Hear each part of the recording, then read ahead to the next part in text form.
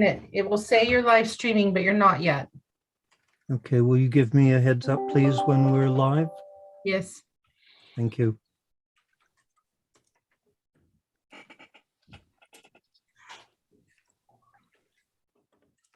You're live. Thank you, Rebecca. I'd like to call this first council meeting of 2022 to order. The time is currently 7:01, and I'd like to acknowledge that we're honored to be gathered on the unceded territory of the Squamish First Nation.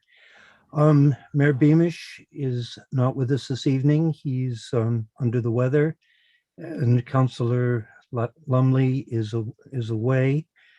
So we have Councillor Ladwig with us and Councillor D'Andretti, and a fairly heavy agenda. So I'd like to call the meeting to order at 7:01, and we have an amended agenda before us. There were a couple of late additions in correspondence with respect to the Gibsons Public Art Gallery. So I'll ask for approval of the agenda as amended. Councillor D'Andretti, thank you. Councillor Ladwig, all in favor? Thank you. Before we get on with the meeting, there were just a couple of things that I would like to bring to people's attention. First of all, I think on behalf of council, I would like to extend thanks to staff and infrastructure, parks, and staff generally who worked with the amazing job in maintaining our roads with the adverse weather we've had. It's, if you ventured out of the community, you were certainly well aware of the condition of our roads versus some of the roads around us. So particular kudos to staff who, did the work. And I'd like to include Elizabeth in that because she communicated to the community, just, keeping sidewalks clear and things like that. Also, with the adverse weather we had, we activated the emergency warming shelter in the Arts Building. And I'd particularly, Silas White, as coordinator for Everyone Needs a Home, sort of spearheaded the initiative. But we had Donna McMahon, Lori Pratt, Colin Stanisfield, Tamara Jaswald, Mayor Beamish, Kelly Foley, Cecilia Mee, and Chantel Burke all offer their time and services to help man the facility. And I think it just brings the importance of community and that people do care and that, we are working to ensure that everyone is recognized, and hopefully the initiative under Everyone Needs a Home will come to fruition and we won't need the shelter. Council, in a small community, you really feel the sort of 6 degrees of separation, which is even less. Councillor Ladwig this afternoon at the committee of the whole meeting mentioned, laying in bed at 4 o'clock in the morning and hearing the plow going by and knowing it's your daughter's best friend's father who is driving that plow. And I would just invite community, when you see the plows out or people working, give them a thumbs up.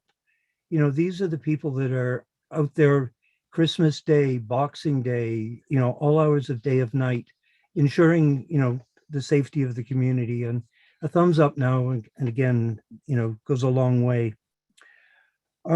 Also, and this, it's small community again. We celebrate and we mourn. On the 7th, Dodie Grant, who I had the opportunity of knowing, and I worked with her son for some time. Dodie Grant celebrated her 101st birthday. On that same day, the Coast Reporter came out, and in the obituary section was the obituary of Margaret Smith, the wife of Harry Smith.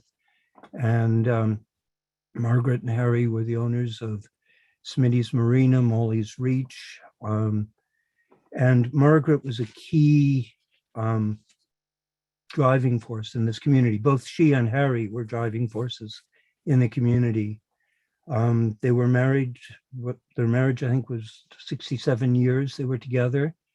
Marg and Harry built over on the bluff back in the 70s. They built that white house with the red tile roof, which was quite controversial at the time. But Margaret was one of the town's golden girls. She was a driving force at St. Bart's. I suspect the mincemeat at St. Bart's at Christmas will never be the same without Margaret. But again, these are people that were the pillars of this community. They founded it. Today at the Committee of the Whole, the new deputy fire chief said, I think I have to be here 20 years to be considered sort of a Gibsonite. But I think it's really important that we recognize some of the people who founded this community, who gave so much to the community. So I've personally sent condolences to the Smith family. I would almost suggest that we, at different times we have cards and things, but I would almost suggest that we maybe acquire a book of condolences that we have available at the town for just people to acknowledge someone like Margaret Smith. And that if we receive emails through the town, because not everyone has the family's direct contact info, that even they could be included in the book. And I personally wouldn't mind. I'll go out and acquire a suitable book that people could make condolence comments in and have it available at the town if staff are willing to direct people towards it. But 101, Margaret was 17 days shy of her 99th birthday. So, it's difficult when you've lived in the community as long as I have. It's 43 years this month. So I think, it's important that we acknowledge and recognize some of these people. And with that, we shall move on with our agenda. We have the minutes of the agenda from the council meeting of December 21st for adoption. If I could have someone.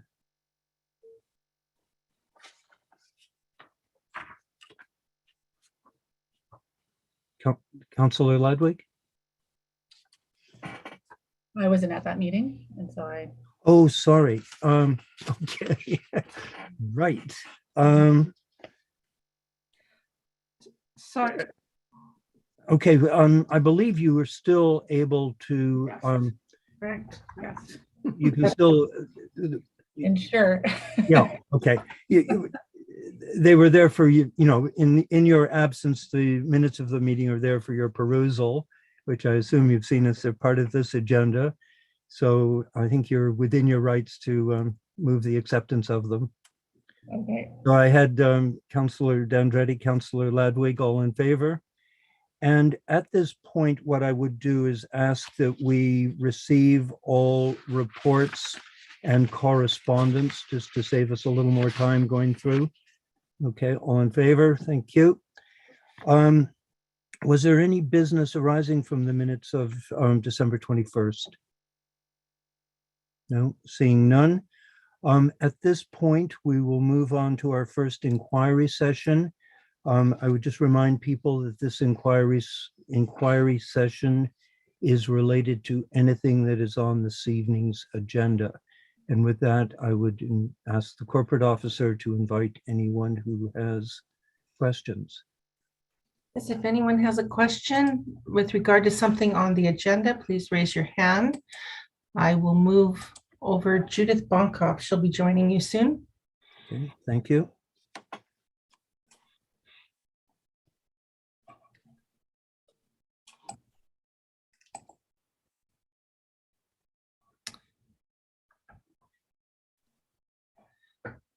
Tracy or Lisa, you may need to do this. I don't believe I'm the host for this meeting, so I'm not able to move her right now. If one of you could move Judith Bonkoff over.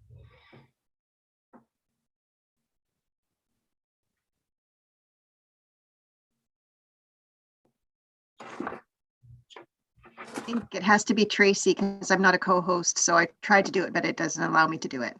Tracy, can you move Judith Bonkoff over as the host? You're the only one who can do it.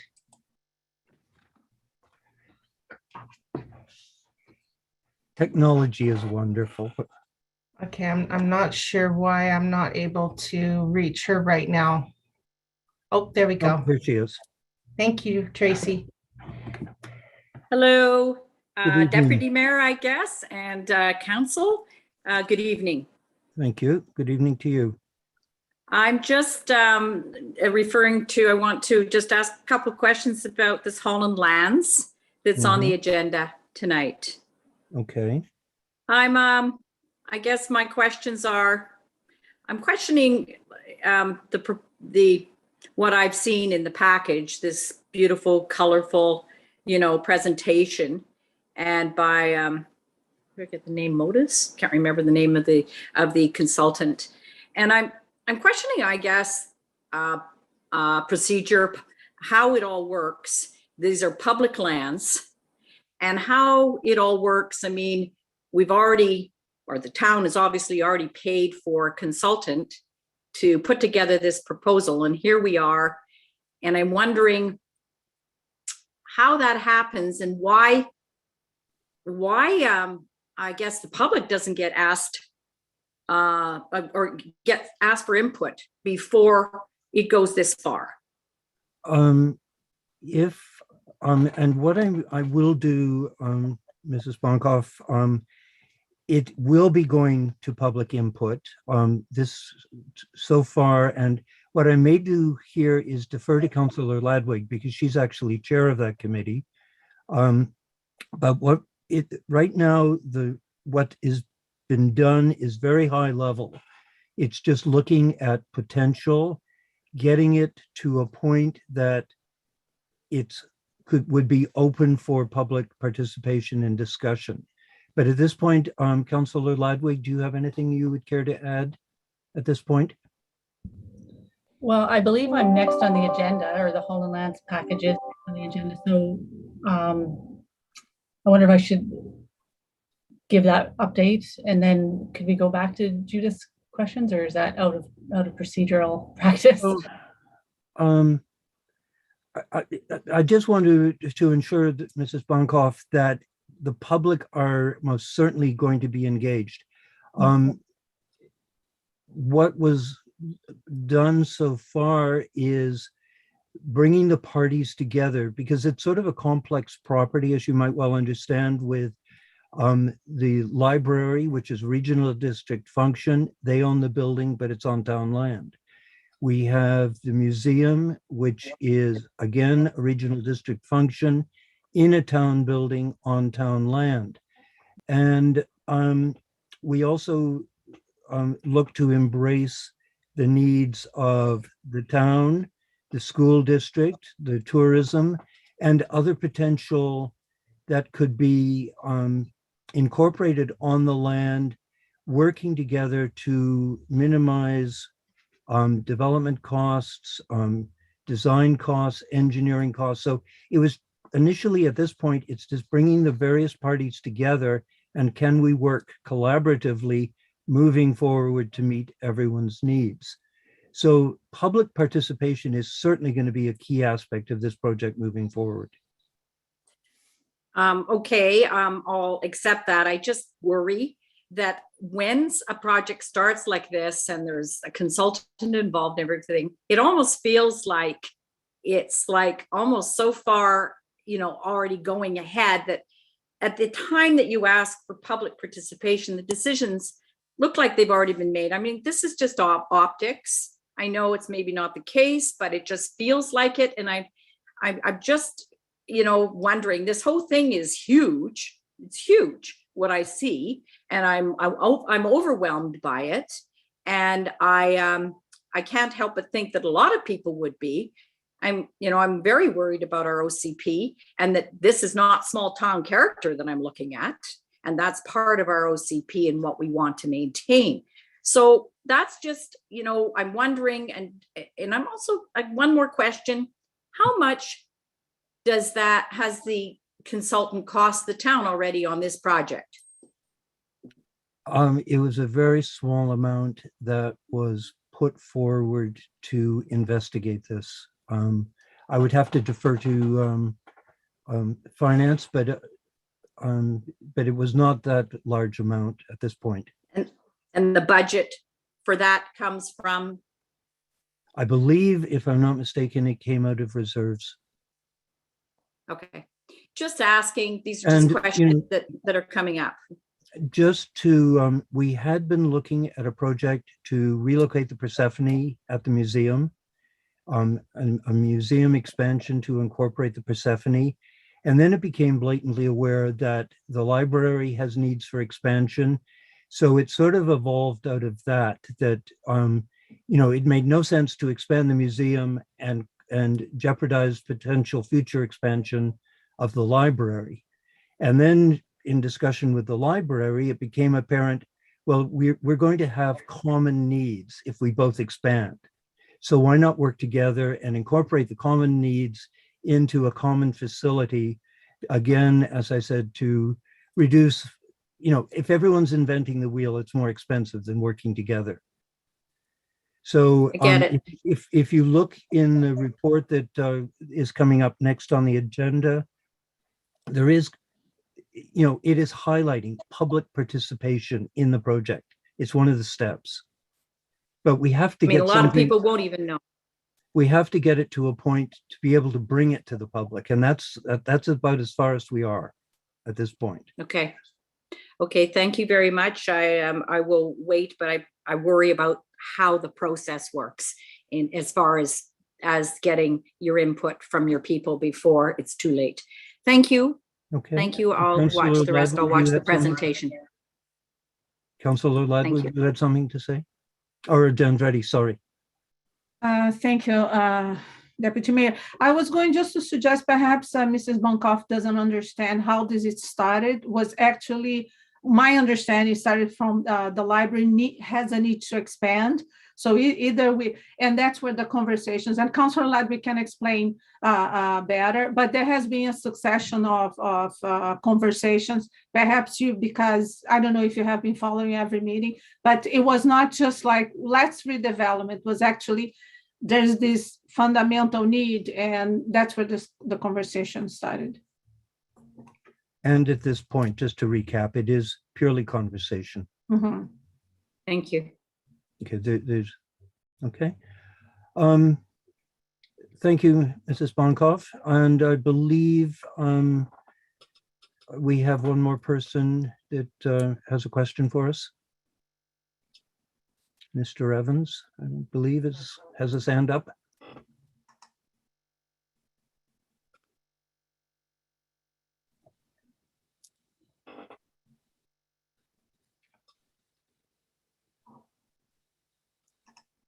Good evening, Mr. Evans.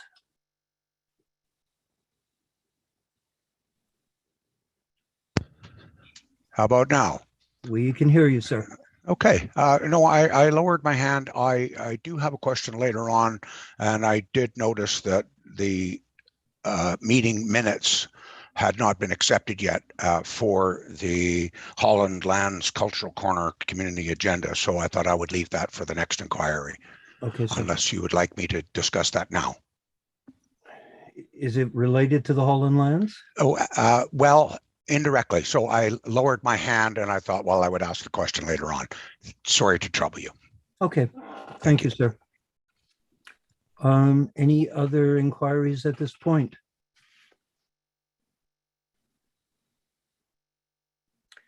Okay, with that, we'll move into committee reports, and we have item 6.1, which is the Howland Lands Cultural Corner Revitalization Select Committee report from December 14th.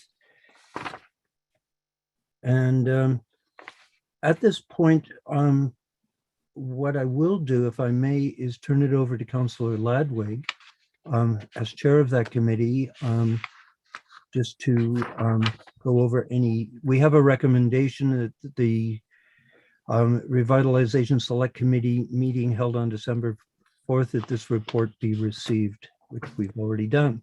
So, Councillor Ladwig, I'll turn it over to you, if I may.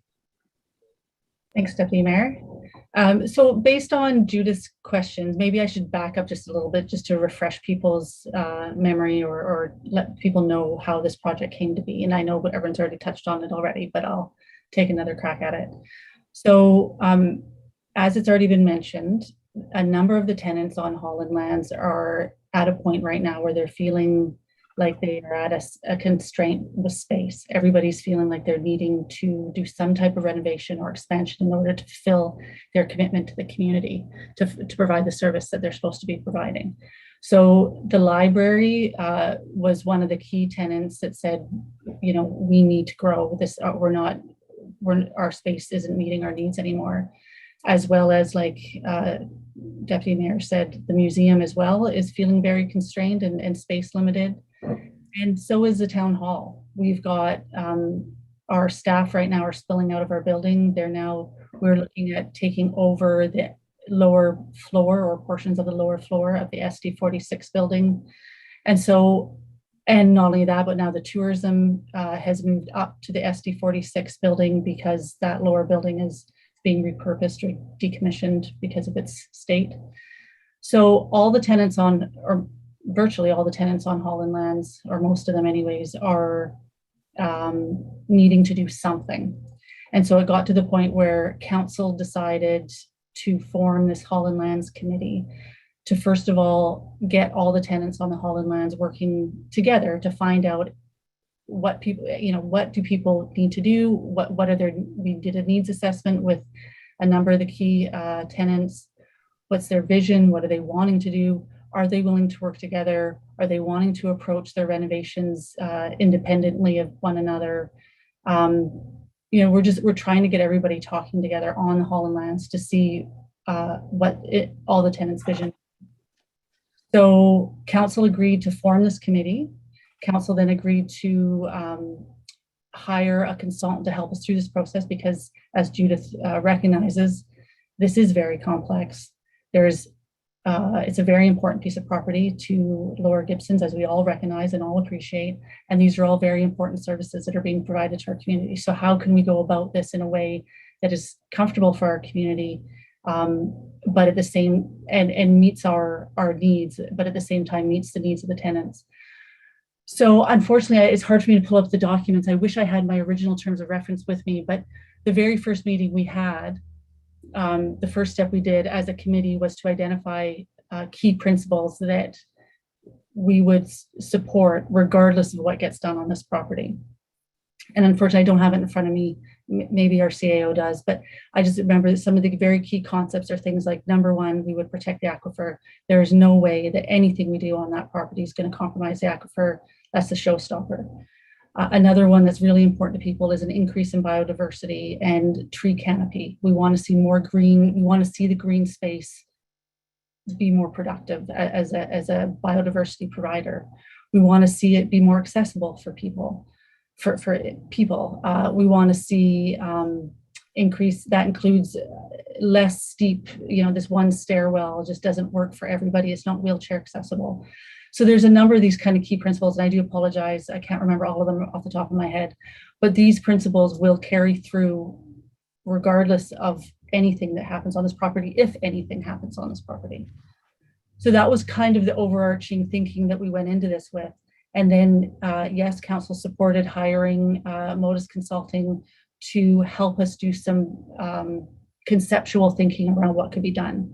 Just so folks know, Modus is the same consulting company that was hired to develop the Gibsons Harbor area plan.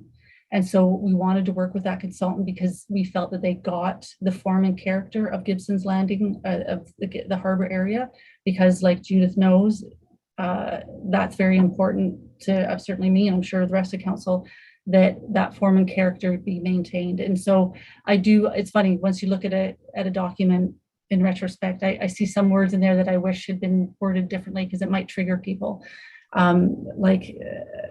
and I'll point it out as we go along, but just know that the intent here is that the form and character is in keeping with the form and character of our harbor plan. So with that, I'll just quickly walk through what's being presented here today. So the Howland Lands Committee has met about 3 or 4 times now. There's members on that committee from all the tenants on Howland Lands, library, museum, tourism, ST46, us, the town. We met again on December 14th, which is what this package is that you have before you. Modus brought this consulting package for our review. It contains 3 design concepts that we worked on as a committee at a previous meeting done by artists that work with them. Very interesting process to watch these individuals within an hour kind of lay out some schematics, which was really impressive, but they're just schematics at this point. It's like a visual brainstorming exercise, if you will. So within this document that you've got, like I said, there's 3 concepts. Within those 3 concepts, or coming out of those 3 concepts, we learned that there's 2 general approaches that we realize we need to grapple with in order to move forward with further thinking around this. And that's, do we as a committee support this concept that they're calling incremental expansion or transformational redevelopment? Incremental expansion relates to, or is referring to, each tenant taking on their own renovation independently and individually, and there's strengths and benefits to that approach, or strengths and weaknesses, I should say, to that approach. Such as, it will require this individuals going about this, doing their own fundraising. It requires, it means that each board has to have their own capacity to bring a project to fruition, which is challenging at the best of times. But at the same time, there's some autonomy with it. So like I said, there's strengths and weaknesses with each approach. The next approach is this transformational redevelopment. And this approach is where we work collaboratively and try to come up with a concept where maybe the services being offered by the different tenants could shift around a bit. Like if we start working together, is each building's purpose being serving the community best in its current location? Could we combine some services to create space in different ways? We're just trying to really rethink, like, are we using the Howland Lands as effectively as possible? And one of the key principles that has come out of that is, if we want to do this more transformational approach, and please recognize this does not mean some big urban redevelopment. It just means, adjusting what services are being provided where and doing it collaboratively. Could we do that more effectively if we were willing to bring in a private partner and consider the possibility of possibly selling off a portion of the Howland Lands to help pay for the renovations or rebuilding of these other services? And is that something that the tenants of the Howland Lands are comfortable with considering? That doesn't mean that that's what we would do, but we have to understand, first of all, whether or not the tenants are even interested or willing to consider that. And then whatever the tenants and the committee come up with, they will tell council, and then council will start talking to the community about what the committee has said. So this is being driven by the committee and the Howland Lands tenants. It is not being driven by council.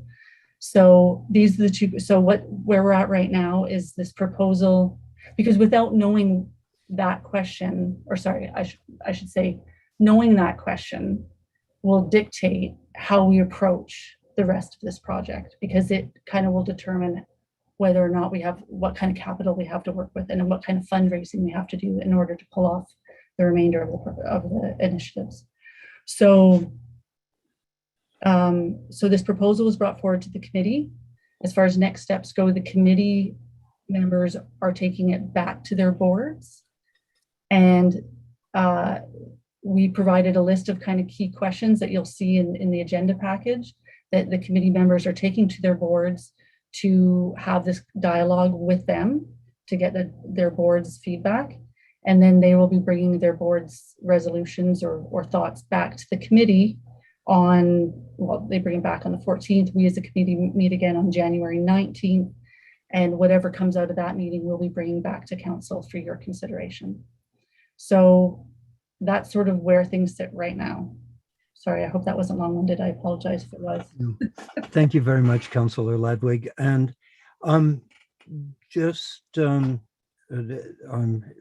normally we don't have chat open in our meetings, but there has been a correction to the parties involved in the harbor plan who and what role Modus played and one thing and another. So I believe that has been acknowledged by staff and appropriate corrections will be made. But thank you. Councillor Ladwig, do you have any questions or concerns to this point? You know, I totally appreciate where, you know, it was sort of a similar thing we encountered when we came to the community and inquired about the sale of town land. People, you know, see an artist's rendering or a concept of something and think it's a fait accompli. But I think you covered it, Councillor Ladwig, in your comments, that, you know, the entire concern is that it fit with the community, the harbor plan. And any other questions? So the recommendation is that the minutes from this be received. We have received them. I would all in favor of the acceptance of this report as presented? Councillor Dunn, all in favor? Thank you. You had something to say, Councillor D'Andretti? No, sorry, I thought we had already received. Yes, right? we have received all the reports. Moving on to item 7, administrative reports, and the first item on that is the appointment of Tracy Hinks as Deputy Corporate Officer. The recommendation is that Tracy Hinks be appointed to the position of Deputy Corporate Officer, effective immediately to assist the corporate officer as needed in the carrying of duties and responsibilities of the corporate administration for the town of Gibsons as per section 148 of the community charter. I trust everyone has had an opportunity to meet Tracy. For the year I sat on the regional district board, I think we're very fortunate to have been able to have Tracy join our team. And you know, just in what I've experienced to date, I certainly, you know, endorse this, and I'm really very pleased, and I'm delighted that we've managed to have Tracy join our team. So this recommendation has been presented. Any questions or concerns? All in favor? Rebecca, what have I done wrong? You're muted, Rebecca. Thank you. You need a mover and a seconder first, then you call the vote. Sorry. That's okay. Oh, I was getting confused with all our received stuff. Sorry. So I believe I saw Councillor D'Andretti move this and seconded by Councillor Ladwig. Thank you. All in favor? Thank you. Moving on. Item 7.2, this is with respect to the Glassford Road closures, and we have a verbal update from Director Newman, I believe. Thank you, Deputy Mayor. So we do not have all the information in yet on the closure. So a bit of background. We did the initial closure of Glassford Road at the south end near Franklin Road in August. Prior to the installation of the barricades, we did a traffic count to kind of establish a baseline of where vehicles were going, what roads they were using. Subsequent to the installation of the barricades, we did another traffic count. and to determine the change in road use. And I will be reporting back more fully once we have received the traffic counts for one more set of traffic counts and results from a neighborhood survey. But having said that, I'll bring you up to speed on what we've seen so far. So one is that, as expected, the traffic on Glassford Road itself dropped by roughly 66%, which is hardly surprising. The Gower Point Road, also not surprising, increased in traffic because that's where, that's where we wanted the vehicles to go. And there was a roughly an increase of about 25% there. There was also a increase in, sorry, I misread that one. Sorry, it was an increase of 17% on Gower Point Road. And that's, and on Dogwood Road, which is the kind of the cutoff at the north end and the first opportunity for vehicles coming from Area E direction to actually access Glassford Road, we did see an expected increase in that of about 100%, which means 90 vehicles in a day. And you can do the math as to roughly how many vehicles an hour that would be. And I would be using kind of roughly a 12-hour period, because obviously between say 7 o'clock at night and 7 o'clock the next morning, you get very, very few vehicles. So as I say, expected results. Blaine Lane also expected an increase of vehicles. However, that was, in my mind, an unacceptable increase with Blaine Lane as it is currently, and it had an increase of 725%. So it went from daily vehicles of roughly 8 to vehicles of a count of 66. So obviously that's a huge change to a short section of gravel road. Again, not particularly surprising. Franklin Road had a reduction, but I doubt that. I think that was more likely just coincidental change in vehicle use. So because we had the change on Blaine, what we wanted to do was then establish what would happen if we blocked off Blaine Lane, because Blaine, as you can see, we had those 8 vehicles. It's very infrequently used. It's not necessary as for traffic circulation purposes.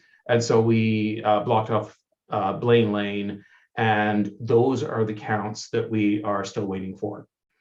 So moving forward from here, we will get the results from the post Blaine Lane closure. We will share that information with residents in that area, and we will prepare a survey to send round to that area, and then we will report back to council as to what sort of feedback we have received, and then leave that up to council to make a decision on what they would like to see as a permanent fixture. One of the resolutions that council made was to improve the walkability of Gower Point Road between Franklin and Dogwood, give or take.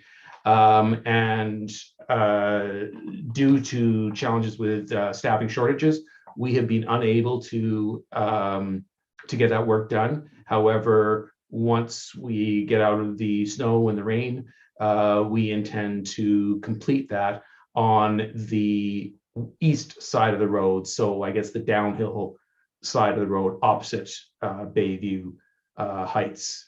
And we've gone through there with a contractor and determined that we can fairly easily create a 1.5 meter, give or take, pedestrian path that at this point is proposed to be gravel surface.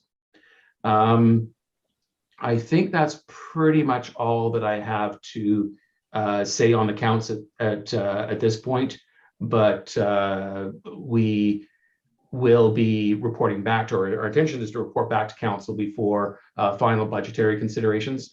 So if there are any budgetary considerations for doing whatever council feels is the direction they wish to go, you'll be able to entertain that in the budget. We've received some negative as expected, and however, we have received a lot of positive feedback, largely from the residents of Glassford Road. One interesting trend, excuse me, just while I look at the numbers here. I'm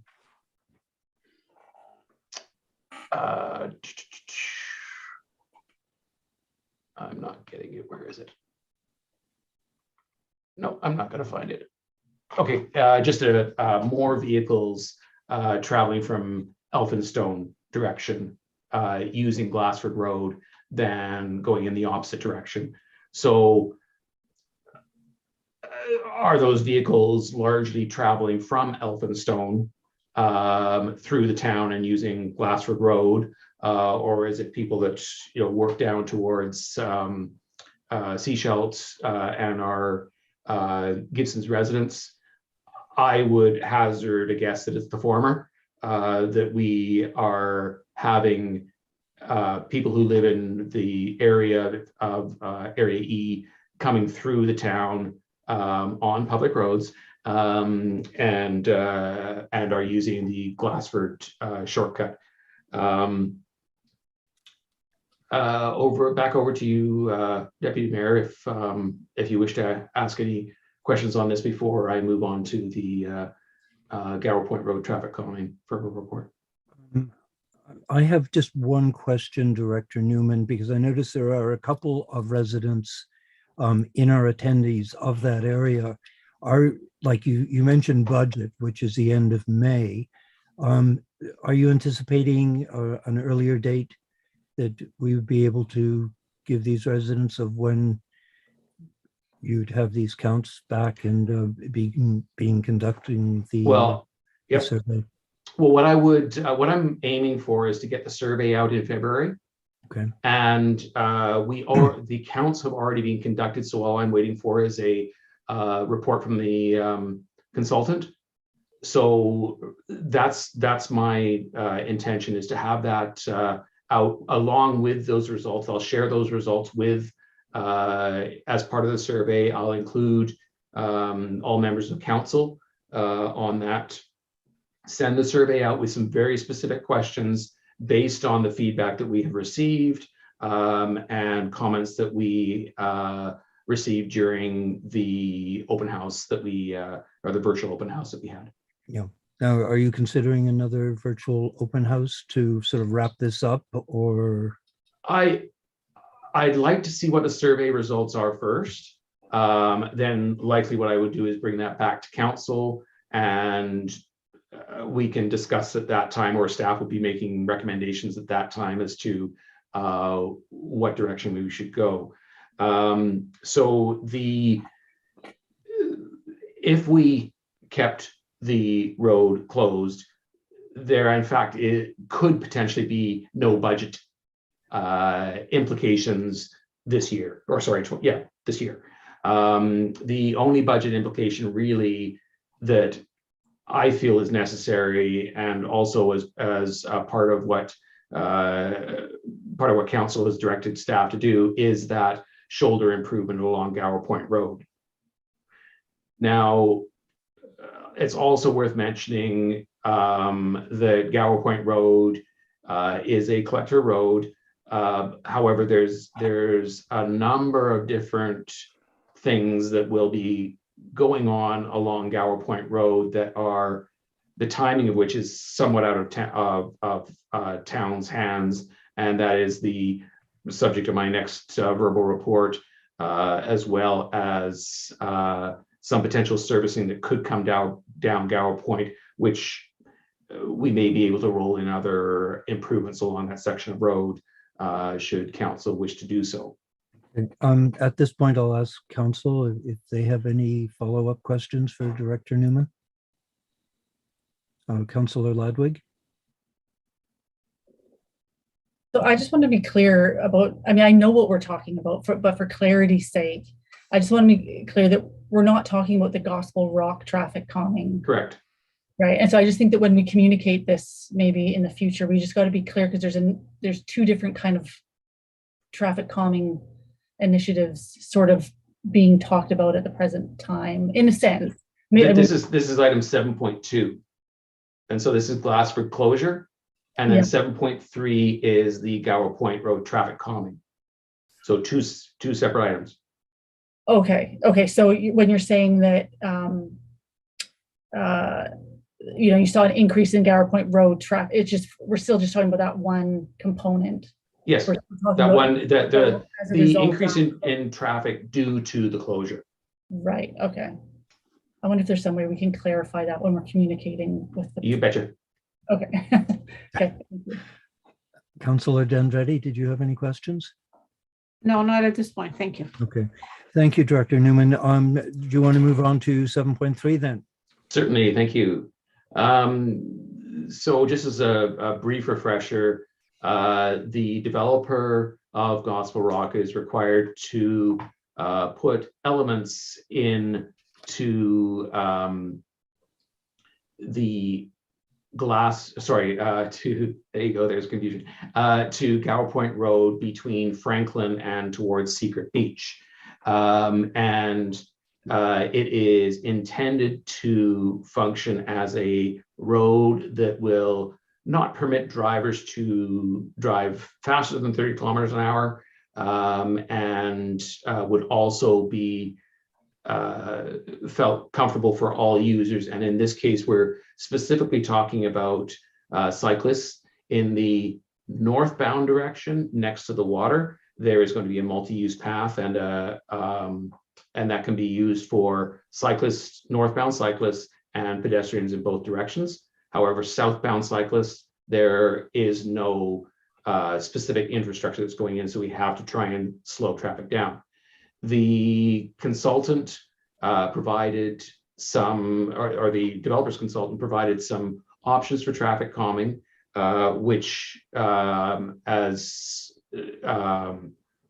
staff felt addressed the requirement in the development agreement.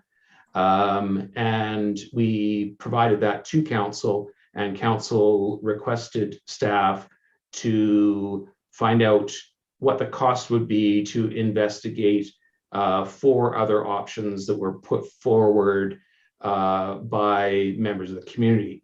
2 of those involved traffic signals, and one of them was a complete road closure, and the other one was creating that section as a one-way road, the direction yet to be determined. To the consultant, our consultant took an initial, so our consultant, not the developers, took a look at those options, and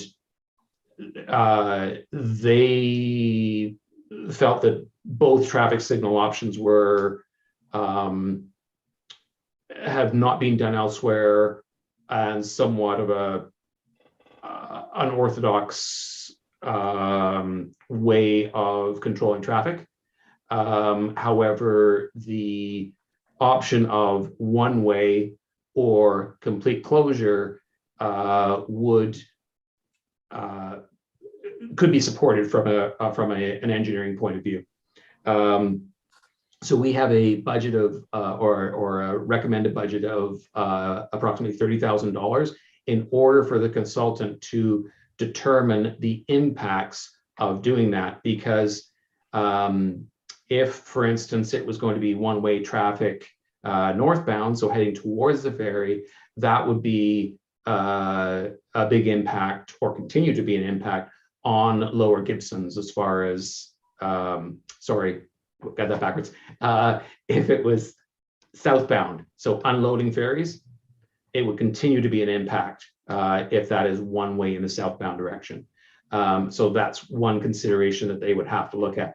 Where are the vehicles going to go who would be traveling northbound and could no longer traverse that section of road? Those are the sorts of things they need to look at. They need to look at the impact to Pratt Road, the intersection at Pratt and Gibsons Way, etc. So what that investigation or that further traffic study would be brought forward for council consideration as part of this budget process.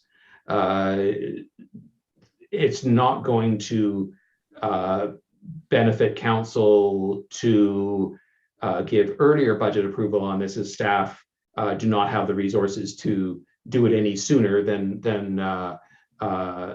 May anyway. So that's when you would see this come back to you as a consideration for budget.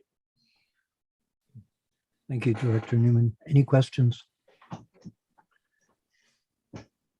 We've just been through the whole process with working with various groups for the conservation of that area. So, as we all know, it's an extremely sensitive area, and the least environmental impact that we can have on it, and whatever we decide to do to facilitate the continued use of it, short of closure, I think is going to be challenging. I think there are a lot of people who have vested interests one way or another on how this evolves. So we'll look forward to further updates and the report from the consultant. Director Newman, you're up again. It's good to have friends in high places. You get all your stuff gathered together in one spot. So this one I actually do have a written report, and this is for the ICIP grant, which is Investing in Canada Infrastructure Program. Right. And the criteria for this and the project that staff are recommending is to increase the capacity to treat and or manage stormwater. Furthermore, it's kind of bonus points if we could also meet other program goals, which is the second set of bullet points there. And we pick off roughly half of them, which is improving services to existing residents, reducing air, soil, and water pollution, increasing adaptation and mitigation to climate change, and enhancing natural systems and ecological services. So the grant is 73.3%, up to 73.3% from senior governments. And staff went through the previously identified projects that council had reviewed and approved during the 2021 budget discussions, and out of that picked the Gooseberry Creek Labonte Channel improvements, as well as the possibility of the additional Gooseberry Creek habitat improvements. So the Labonte improvements are between Bay Road and the ocean, and the habitat improvements are further improvements up through the channel. And so we will be looking at how much of those improvements up in the channel we could do and put within this grant application. I also added some of the other 2021 approved projects in the first table and gave a status on each one of those. And the first three, not only would they not meet the objectives of the this particular grant, but there is actually also applications submitted. Two others could possibly have been candidates, but we have insufficient information at this time to be able to make a strong case for or a strong proposal. One thing that's happened or is happening more recently is increased requirements from senior governments as to those grant requirements. And in this case, they're looking for more design to be done ahead of time and more accurate cost estimates based on that design, as opposed to more of a Class D type cost estimate and conceptual plans. And we already have plans for Gooseberry Creek and Labonte Channel in the ISMP. And so we're able to meet that criteria reasonably well.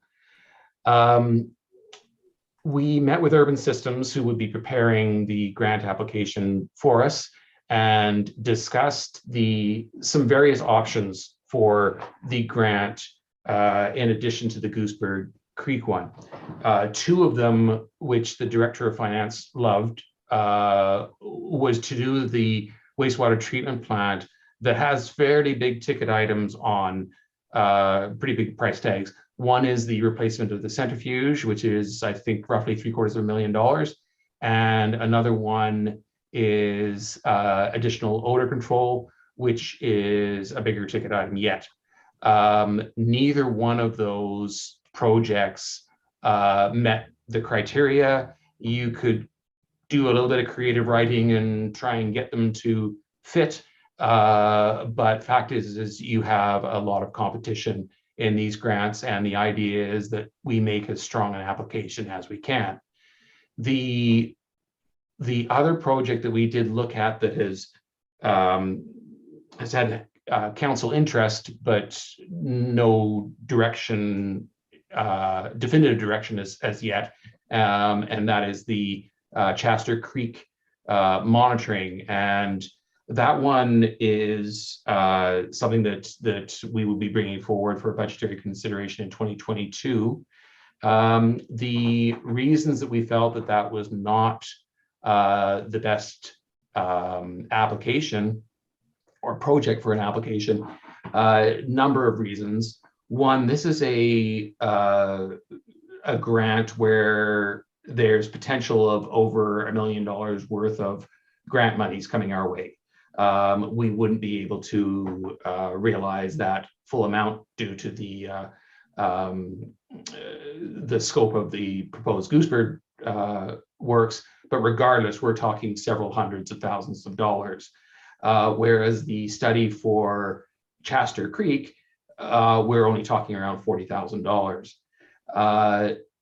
If council wished to support that Chester study under our own finances and steam, 50% of the cost of that study would be covered by development cost charges, which we already have in reserves. The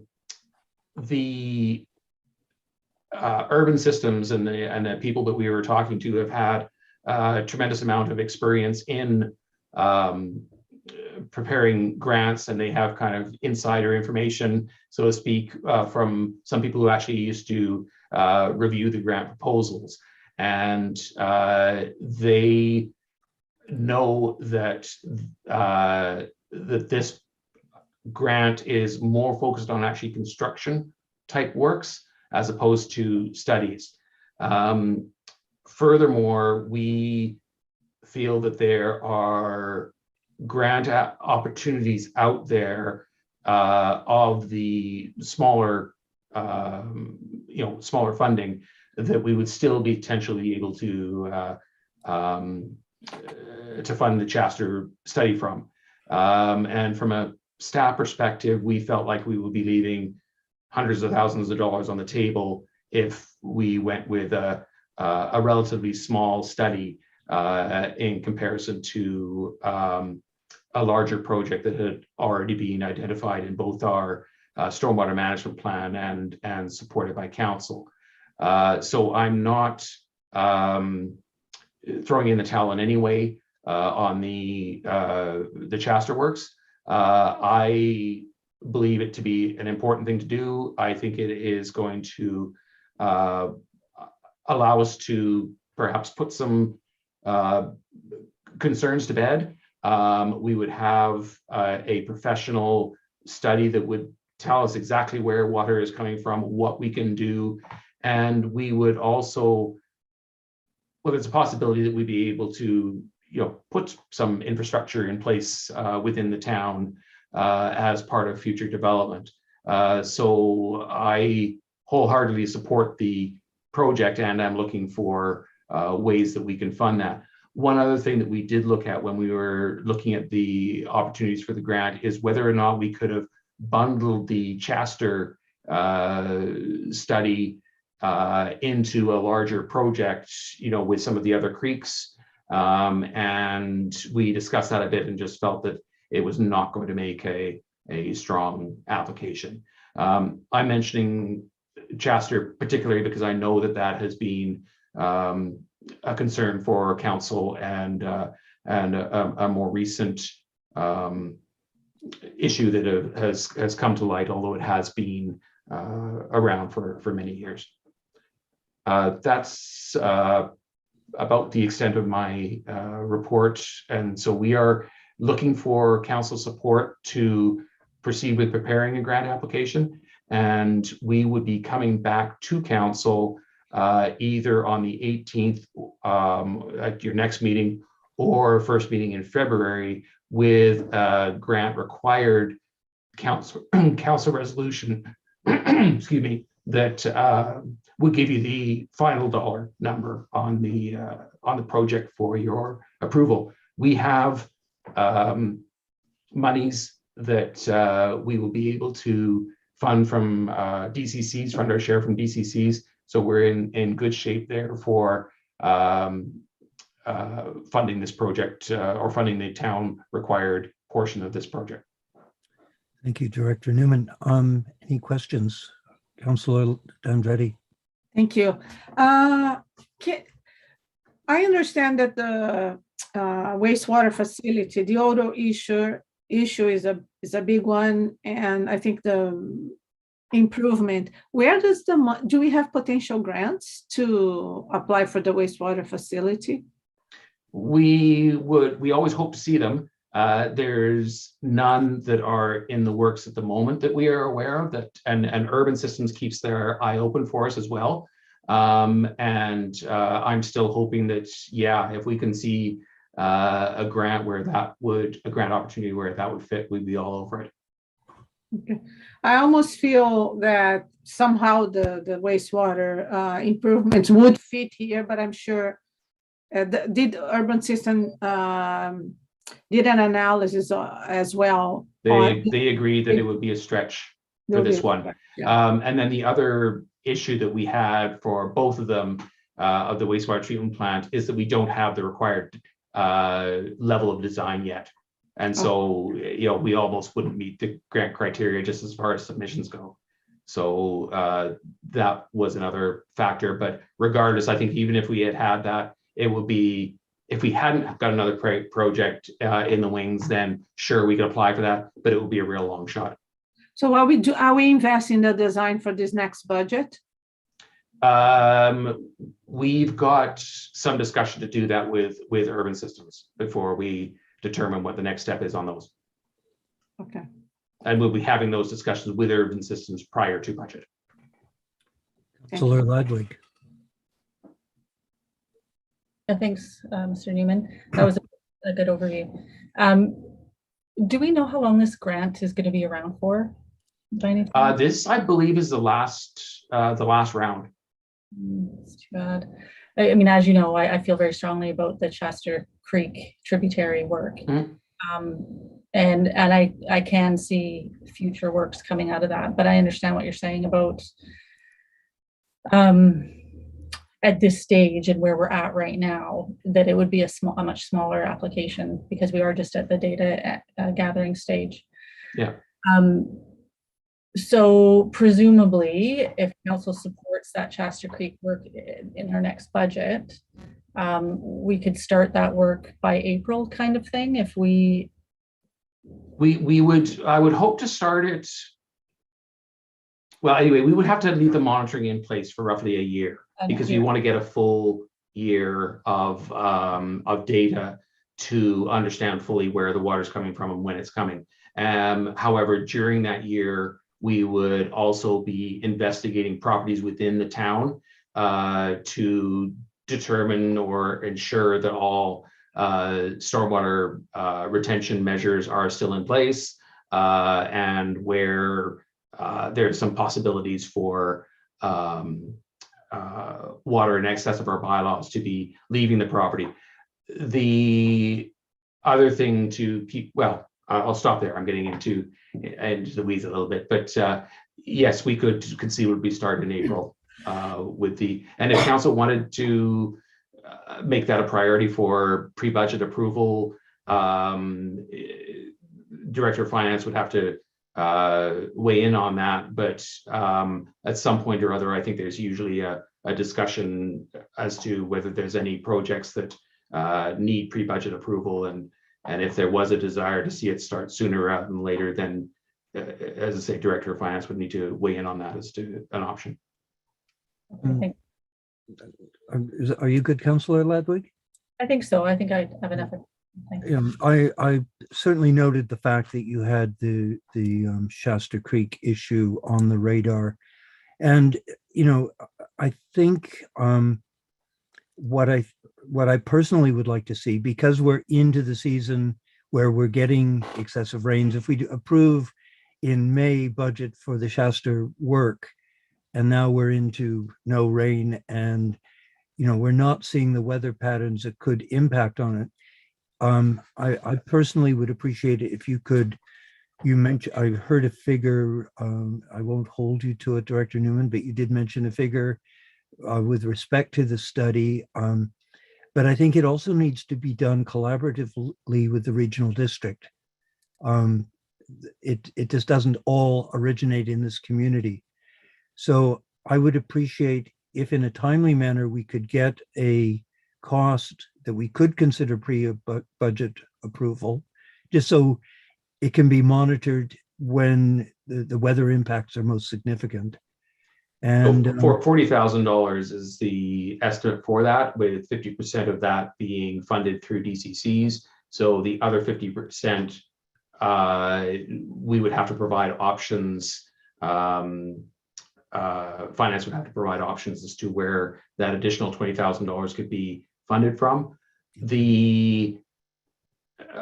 I think that on a senior staff level, we can have discussions with the regional district. We already are engaged in those sorts of discussions as to fringe area, shared areas, that we could include this as part of that, part of those discussions. The other difficult player to get to the table in this issue is Modi.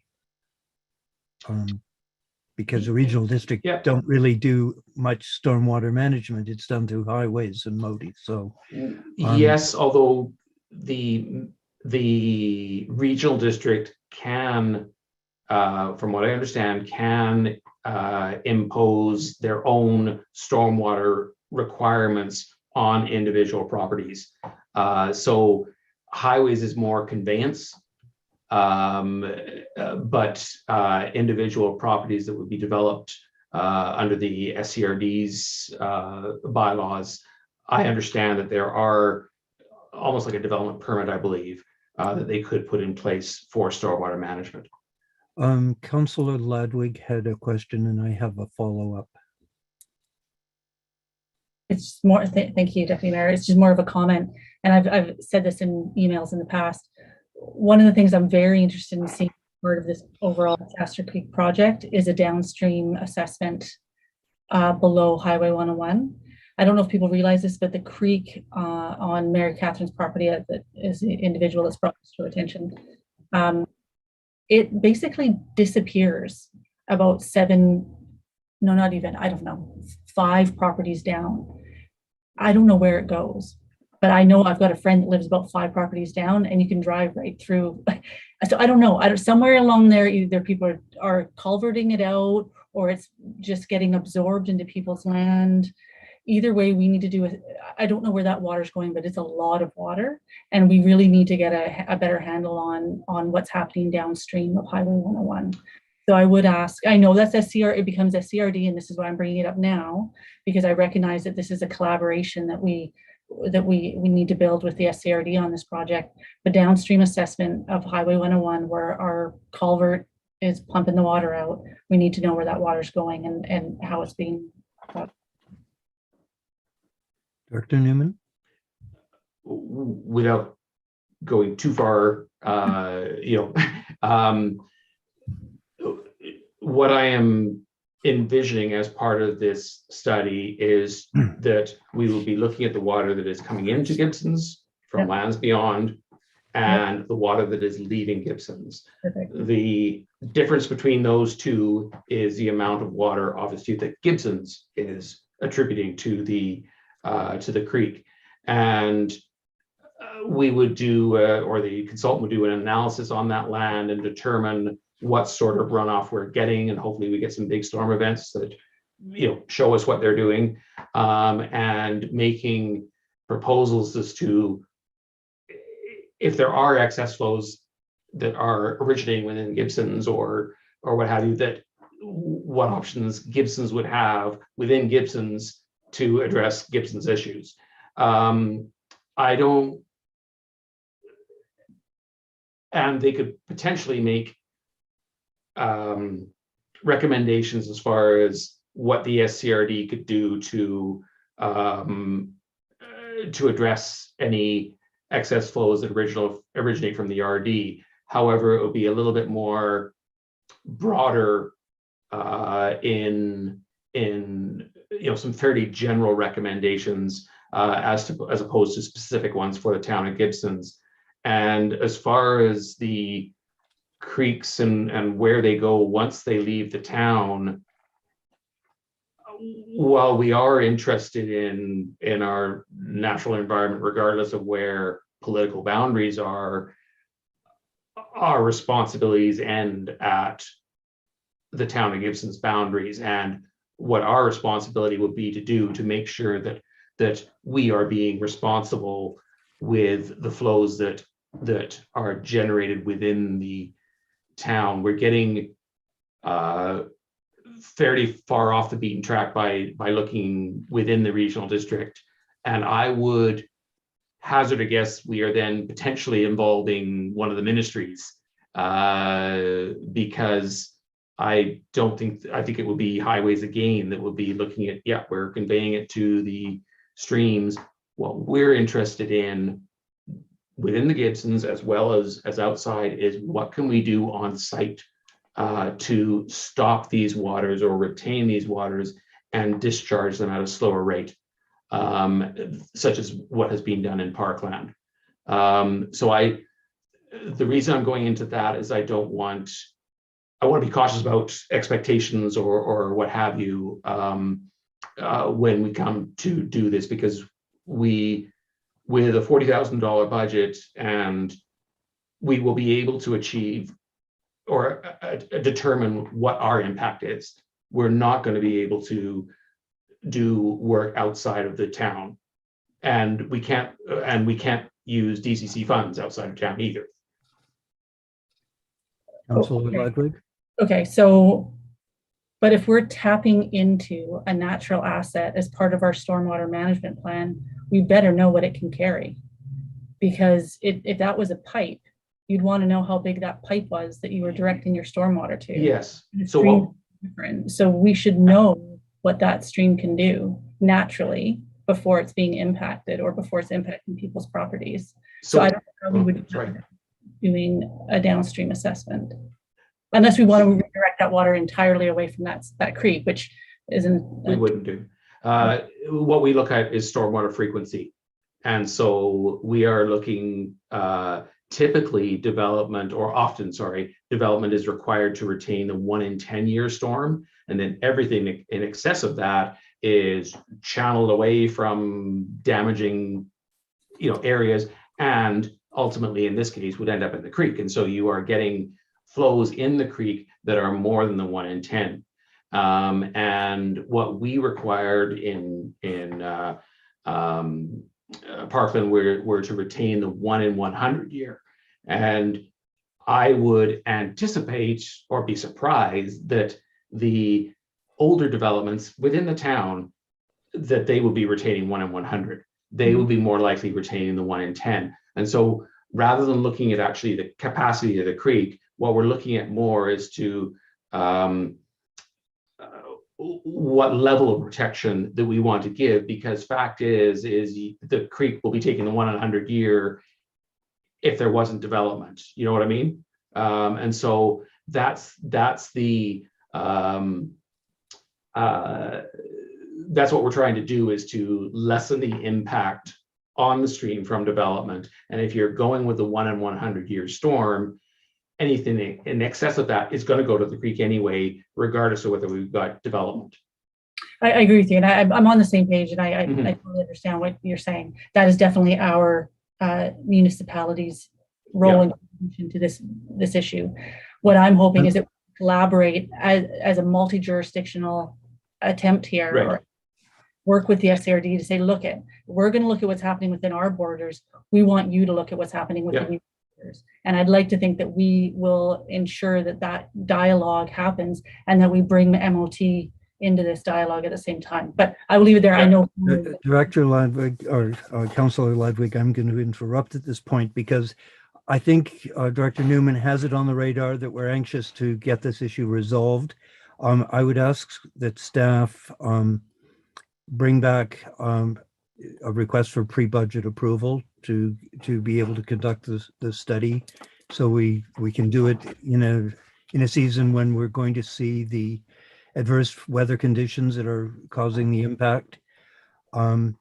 So we have received the report with respect to the ICIP grant project, and I would call the question that staff be directed to submit an application for grant funding, application for the Gooseberg Creek Enhancement Project, and in the Investing Canada Infrastructure Program, and the environmental quality value up to $1 million. So I will call that question. Councillor Rebecca. You're muted, Rebecca. My apologies. I think you were seeking a mover and a seconder. I think you were already ahead of me. Thank you. Yeah. So we're looking for a mover and a seconder. That we've already received the report, and I'm looking for someone to move and second that staff be directed to submit an application for grant funding, as I cited earlier. I think Councillor Ladwig moved it. Councillor Dandretti seconded it. All in favor? Thank you. And thank you, Director Newman. Rebecca, do we need a motion to request staff to bring us a report to request pre-budget approval for the survey with respect to the Sharman Creek? I made Shasta Creek. Sorry, I made note that you had requested the staff bring a pre-budget report to council for approval. Was that with regard to Shasta Creek? With respect to Shasta Creek and the impact of the waters from the town on that water course. I've made a note of the requests. Okay. Do you want a motion to that effect, or are we good? I think we're good. Okay, thank you. So Director Newman, if you could get back to us with a request for, if you feel that pre-budget approval would expedite things happening with respect to that study. Councillor Dandretti? You're muted. Sorry, yeah. It's just on that note, just to wrap up, because I agree, I understand the situation. We are not fully responsible for the flows of Chester Creek, but we contribute, even if it's in a very small way. So I think the role of, as I see it, the role of the town, it's really foment this dialogue with the SRD and MOTI. So I understand we had a meeting in December, and there was some conversation in this regard about the watershed, and I think some of the conversation permeated. So, but perhaps do we need, I think, a formal motion to ask that the town become or be a facilitator or be, contribute to this dialogue? Because I think we understand that MOTI and we need to push Multi to the limits for any participation. And the SCRD, I don't know, I feel that the situation has been such a long time on the making. So I understand that the town is taking responsibility in understanding their contribution, but we also have this issue that if nobody steps to the plate, so yeah, I think that would be important. Correct me if I'm wrong, Director Newman. The purpose of this study is to determine where the water is coming from, what part of the water is ours, and what part of the combined waters are flowing into Shasta Creek, causing this impact. And I think until we have that information, we really can't move forward. Although having said that, I think it's worth at least bringing the parties to the table to let them know what we're doing, and to hear any potential roadblocks or issues or concerns that they may have, so that we can incorporate that into a report. So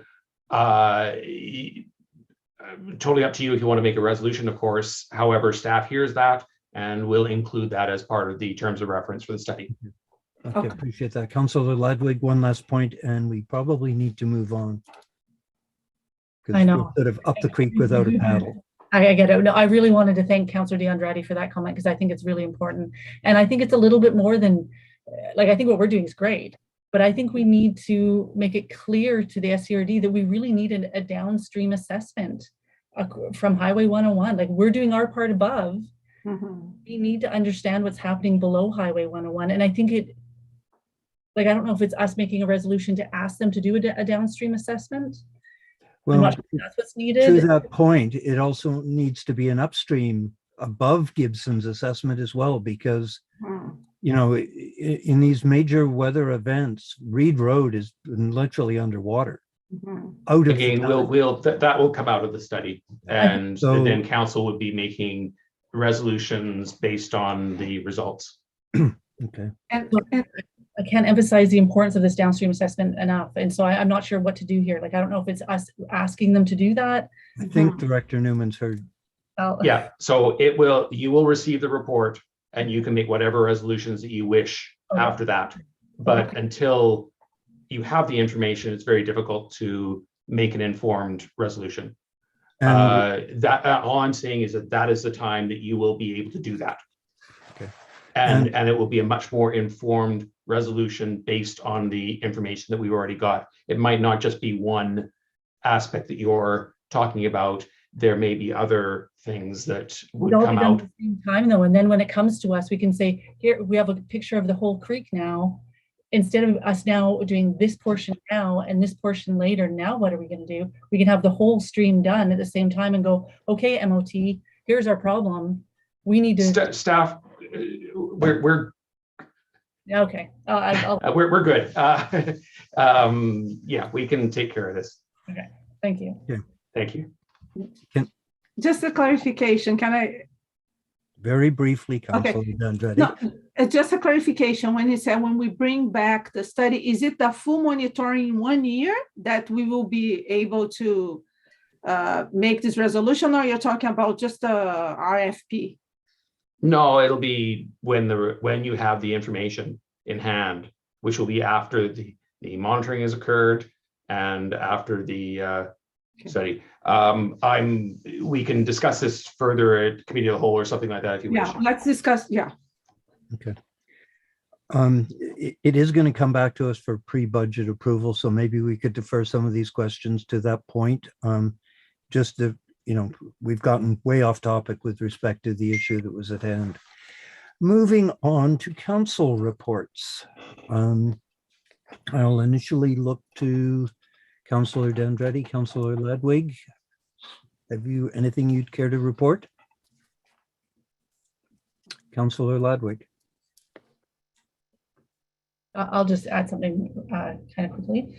An interesting idea has come up at the Sunshine Coast Affordable Housing Society Board. They are contemplating and talking to myself about the idea of possibly forming a subcommittee, a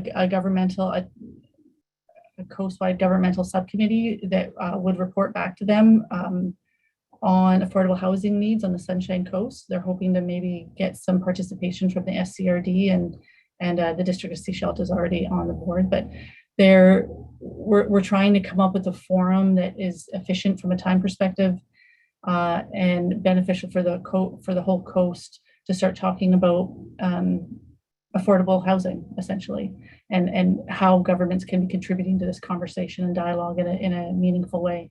And so this is an idea that they're kicking around, and if the board supports it, then they'll be going to the SCRD and already District of Sechelt to see if the three governments want to collaborate on a subcommittee to support them in the work that they're doing. I would be inclined to, because currently there is a committee that is working on affordable housing and housing needs issues on the coast, which includes the District of Sechelt, the regional district, and the town of Gibsons. You mean the cat table? No, this is the one that Colin Stanisfield is the chair of. It's so many committees happening. He sits on the board. So I think they should be part of that committee, which they're not. Okay, well, that's okay. Well, so that would make sense, because if they were to join that committee, then they would be, we've got, okay, we can talk about it afterwards. I just thought I'd let you know. I agree that they should, I was sort of surprised that they weren't on the committee when it was formed. I'm surprised that I don't know more about that, actually, but okay, thank you. Both Mayor Beamish and I sit on the committee, so and there's subcommittees with that addressing specific needs. But I think, yes, that most definitely they should be part of it. So I'll connect with you, and we'll get the dots connected. That's good. Thank you. Okay, Councillor D'Andretti. Thank you. On the 22nd, I attended a meeting with staff and about watershed watershed, which is a planning and basically a pre-planning when we meet with the SCRD. And perhaps I think this is the right place to discuss these issues, because what I feel, just going back to the subject, is I think the town has been on top, even though, we might learn more things with this study that we're going to do, but I think working collaboratively with the SCRD is the issue, in the way of pressuring Multi as well, so they can take their responsibility.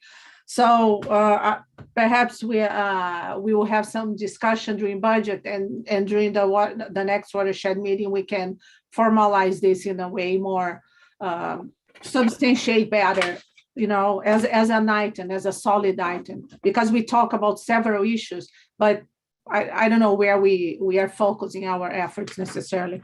On the 7th of January, I had a interview with Lisa Moffat, which will be our facilitator for the tree committee. So it was really good. Updated her on the project, because she cannot really follow the hundreds of emails and things that have been produced. But it was really good. I'm really optimistic. And I don't know if we're going to have and she's going to be interviewing staff, all the committee members as well, to have a better understanding where we go. I think she's going to interview some staff as well. But perhaps we will be able to have our next meeting, maybe end of January or February. But that's to say that things are going to go back to motion, and I'm really excited about that. Great, thank you. Just a couple of things I'd like to mention. Councillor Ladwig, myself, Silas White met with a local developer who's engaged in building housing in the community, with respect to how his developments are going to impact on some of the people that are living on the land that is subject to development. So that was, it was good to have that meeting and be aware of just the number of people who, because of development in the community and other communities, are impacting the housing needs of vulnerable people in the community. We also had a follow-up meeting with BC Housing, which was a bit of an eye-opener, I think, in some aspects. I think we're aware that different ministries don't necessarily communicate that well with one another. And something that was rather interesting that came out of the meeting was not always is BC Housing, they're given money to provide housing, but they're not necessarily always given the money to facilitate the management of the housing. So there's some disconnects. So it was suggested to us that we reach out to the minister and our MLA and just again try and get some of the proper funding where it needs to be to support initiatives. So I think it was a good meeting. It warrants some follow-up. Anything else? We've received the correspondence files for December 20th and January 5th. Out of those files, is there anything that you would care to address or care to highlight? Councillor D'Andretti. Thank you. I think it's on the 20th of December, there's this letter from the SPCA regarding rodenticides. And so first of all, I would like to ask staff, because I think one of the things that they ask is that we don't use this type of I believe this question came up earlier and staff at that time, because I'm looking at who's currently in the meeting, and I don't think there's staff here who are able to answer the question, but we were told before that they do not use it. They do not. Okay, so I just want, because I remember we discussed that. Okay, so the next, because this letter, they talk about that even the ministerial order doesn't involve all the rodenticides that could potentially poison all these animals. So, well, perhaps I'll have to ask an email, because I was going to ask what we had the discussion. What I recall is we had the discussion, and then we were relying on the minister because they were going to enact the law. But my understanding through this letter is, yes, even though they will enact the law somehow next year, there will be still a gap in certain rodenticides. So I think it's something that we have to do. But I think if you don't have anybody to answer, I would write an email and ask, and perhaps we can. If I do recall, this issue did come up from a previous correspondence. And at that time, it was mentioned that we do not use the product. No, but, exactly. But I think just do a follow-up letter, perhaps maybe direct it to CAO Brown, and he can, because I think there's various departments that might possibly use it. So Mark can. Deputy, just a clarification. I think there are two issues. One is whether the town is using, and I understand that it's easy to address because they just confirmed. Remember, we had this discussion. The second is that perhaps having a policy that we talk to a business that sell these products that will not be addressed by the law enacted by the minister. I think that's the issue. But if we don't have an answer now, I would write an email. We can clarify how to move. I suspect the only businesses in town that would sell it, if anyone, is actually a business that exists in the regional district. Okay. But CAO Brown, you. Yes, I think Councillor D'Andre did just mention that she would send an email with her questions, and I'll make sure that it's passed on to appropriate staff to provide either the answers back to Councillor D'Andre or receive the clarification from the affected parties. Thank you. Was there any other correspondence, Councillor D'Andretti, that you wish to address? No, that's good. Thank you. Okay. Councillor Ladwig, was there anything that caught your attention? The only thing that I noticed is we've had a long thread of correspondence with respect to a property redevelopment and a suite being put in, and it seems that it's taking a lot of time of Director Newman's time. This is the third time it's appeared in the correspondence files. I'm hoping with Director Newman's staff up to full contingent, that the issue can be resolved and put to bed. So we had a brief meeting earlier today and it was addressed. So I might ask our CIO to see if it can be resolved in a timely manner with the builder and staff. Yes, as mentioned, we are aware of the ongoing trail of correspondence and emails. So I'll look at that with Rebecca and Mr. Newman. I just got tired reading it. I hate to think how much time it took to write it. So, I think it is one of these issues that hopefully can be resolved in a timely manner. To Councillor D'Andretti and your tree bylaw, there was an email that I would just direct attention to with respect to fines that were incurred by a resident with respect to some trees that were cut down on their property. I did speak to the writer of the letter prior to this letter even being written. And it seems it was a total misunderstanding. They had a window of opportunity. They could take the trees down. The contractor to do the removal was available. He phoned up the property owner and said, "Hey, I've got time this weekend. I can do it." And they both assumed the other had the permits. Well, the one person didn't know they needed a permit, and the person that did the cutting assumed that the property owner had the permit. So, it's one of those unfortunate things where communication is so important when we introduce a new bylaw, and it impacts Councillor D'Andretti.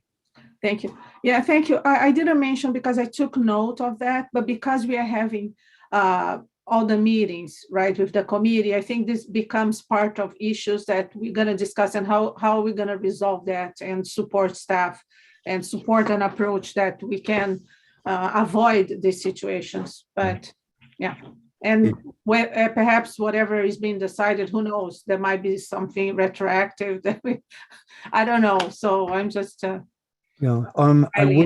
I would mention there's a note from the Sunshine Coast Regional District with regard to their budget meetings that they are holding public information sessions. We often encounter the orchestra of scorched cats when budgets are finalized and people suddenly realize what they're going to cost. So it is an opportunity for people to tune in. The most recent, I think most people had the opportunity of receiving their assessments. So doing some simple math right now, it's a bit shocking, when it multiplies out with so much per thousand or per 100,000, where it's going to go. So I would invite people, and also when it comes to our own budget process, we do invite people to tune in. It's so there's no shock at the end of the line. Okay, I think that's all I wanted to address with, there was a letter that sort of suggested that council and town staff don't participate in supporting fundraising initiatives in the community. And part of the reason I opened with the comments I did at the beginning,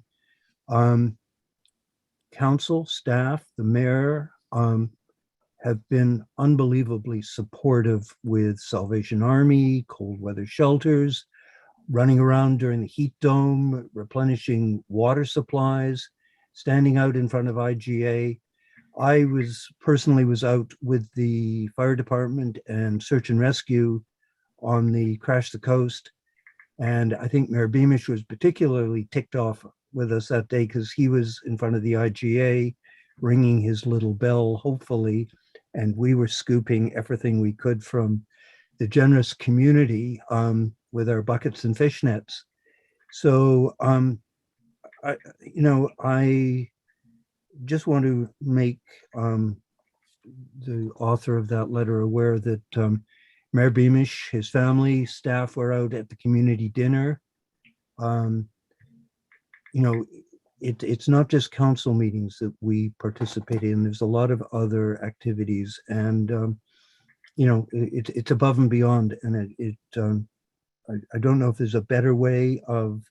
I don't think that townsfolk really need to be made aware of it, but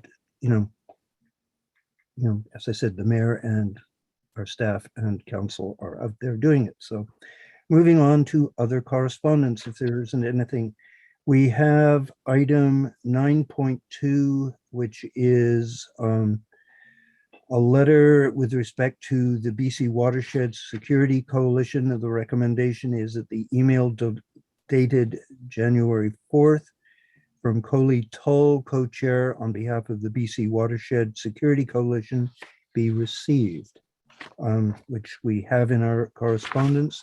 Is there any other follow-up with respect to that letter?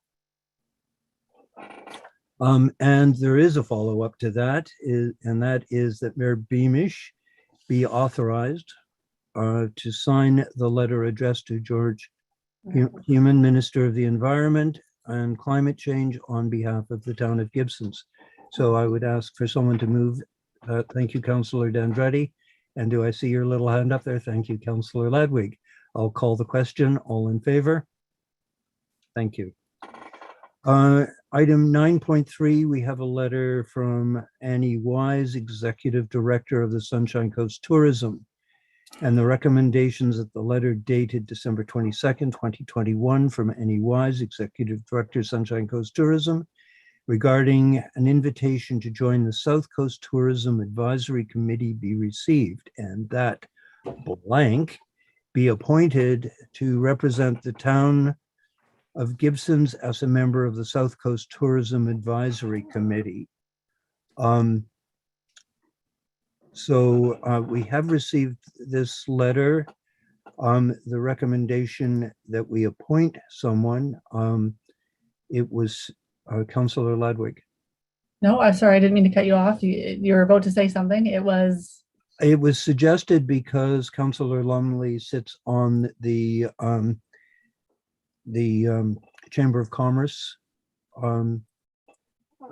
committee, that they sort of interface commerce and tourism, that Councillor Lumley be appointed with his approval on his return. So unless there's anyone else chomping at the bit. Councillor Ladwig? I was actually somewhat interested, but I'm happy for Councillor Lumley to do it. Well, in the just voluntolding him or what have you. I'm not sure that. Yeah, I would, because of his liaison with the Chamber of Commerce, and he has a business that's sort of tourist oriented. So, with his approval on his return, I would at this point suggest that Councillor Lumley be appointed to represent the town of Gibsons as a member of the South Coast Tourism Advisory Committee. Assuming he wants to. Assuming he will take the position. I know he'll just jump at it. Then sure. So calling the question, moving in second. Thank you. And calling the question, all in favor? Thank you. Alrighty, moving on to 9.4a, and this was a late addition, and it was a letter from Stuart Stinson requesting support for, he's actually drafted the letter to the BC Arts Council Arts and Infrastructure Program, and they are just looking for support from the town of Gibsons that the Public Art Gallery is working collaboratively with us. There was a letter, I don't know whether you had a chance to read it, that was submitted late to the agenda. Any questions, Councillor D'Andretti? Oh, no, I was going to say I'll move. Okay, moving Councillor D'Andretti. I'll second it, just so Councillor Ladwig can save her hands. Calling the question, all in favor? That's moved. Okay, this gets us to 10 bylaws. We don't have any bylaws today. Unfinished business. The AVICC and Coastal Communities Executive, the call for 2022 resolutions and nominations for AVICC. Now, Councillor Ludwig, you did have a resolution that you wanted brought to the AVICC. Did you have any thing you wanted to add at this point? Sure. Well, I'd like to discuss the resolution and see if council supports it. I don't know if corporate officer, you wanted to put it up. Okay, great. I have it ready if you'd like me to share my screen. Please do that, Rebecca.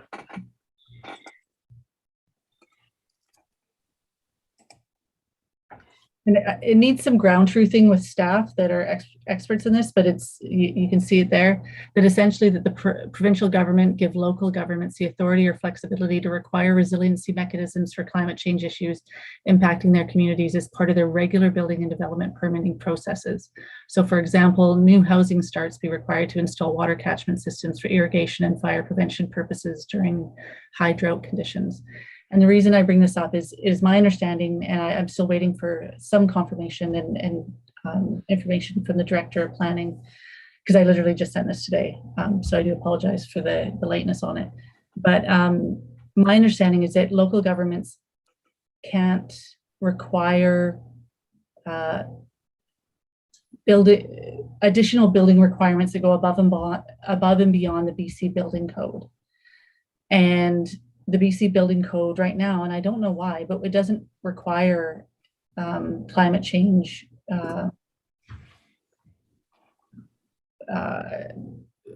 resiliency mechanisms to be built into our typical building projects. And I find it really shocking to me that we're not requiring things, particularly that we're not giving local governments the authority or flexibility to require mechanisms to address the climate change issues that are affecting their community. Here on the Sunshine Coast, water is one of our biggest limiting factors. We run into into closures or restrictions every year, and putting in a water catchment system is not a big expense when somebody's building a house. You can get water catchment systems, basically water, they're like tanks, they're like a septic tank. You can bury it in the ground. Just like you bury in a septic tank, only it catches water off your roof system, and it can be there for you as a backup for fire protection, for irrigation. Last summer I got a little bit concerned when I started seeing a lot of landscaping around town, like established landscaping around town starting to die during the heat wave because we were asking people not to water, and so you start to lose biodiversity. People's gardens all die and everything dries up, and it's like all of this can be avoided if we just put in some proper, if we were given the flexibility to ask people to do these things, and we don't have that authority right now, is what my understanding is. And so I think this is the type of decision making that local government should have the authority to make. Thank you. Councillor D'Andretti, any comment? Yes, in principle, I support. I'm sure there needs to maybe some working. Obviously, it will be a matter of case by case, because depending, for example, if the person is doing perhaps just a small suite, maybe on the lot there would not be a space to do a cistern. I grew up with cistern. My house had a giant cistern, like 5 by 8 by, I could go inside. I had water for a month. And so that's how we grew up. Here, we are spoiled. But I think it would allow a change, and perhaps this is a form of incentive we can create, right? So in our system. So yeah, in principle, I think is important because we cannot be at just depending on the provincial government. Obviously, I think there will be a perception that would increase costs but I think it is important to start the conversation. So okay. Thank you for putting that up, Rebecca. Everyone's back. So I certainly support this. You know, I sit on the climate caucus, and these issues are coming up constantly. Curiously, in some areas of the United States, they prohibit the collection of water because with people collecting the water, it impacts on streams and rivers that are dependent on that water. So yeah, you know, I too, my parents' house, the house was 85 feet long. There was a patio across the entire back of the house. And below that patio was a huge cistern. Mm-hmm. I wouldn't build without one now, I can tell you that. What's that? I wouldn't build a house without one right anymore. No, you know, in Europe, all new construction, they have a minimal cistern that is built into the attic of the house. And it literally provides like a 2-day water supply if the water were to be cut off for whatever reason. So it does make a lot of sense. And again, I just want to emphasize, I'm just asking for the flexibility to do it. I'm not saying that I want to make this mandatory. I'm asking. Yeah, no, I fully agree with you. Also sitting on the climate committee, one of the huge issues I have is utility services that are not buffering themselves against climate change and the adverse weather conditions. Like BC Hydro want us to go all electric.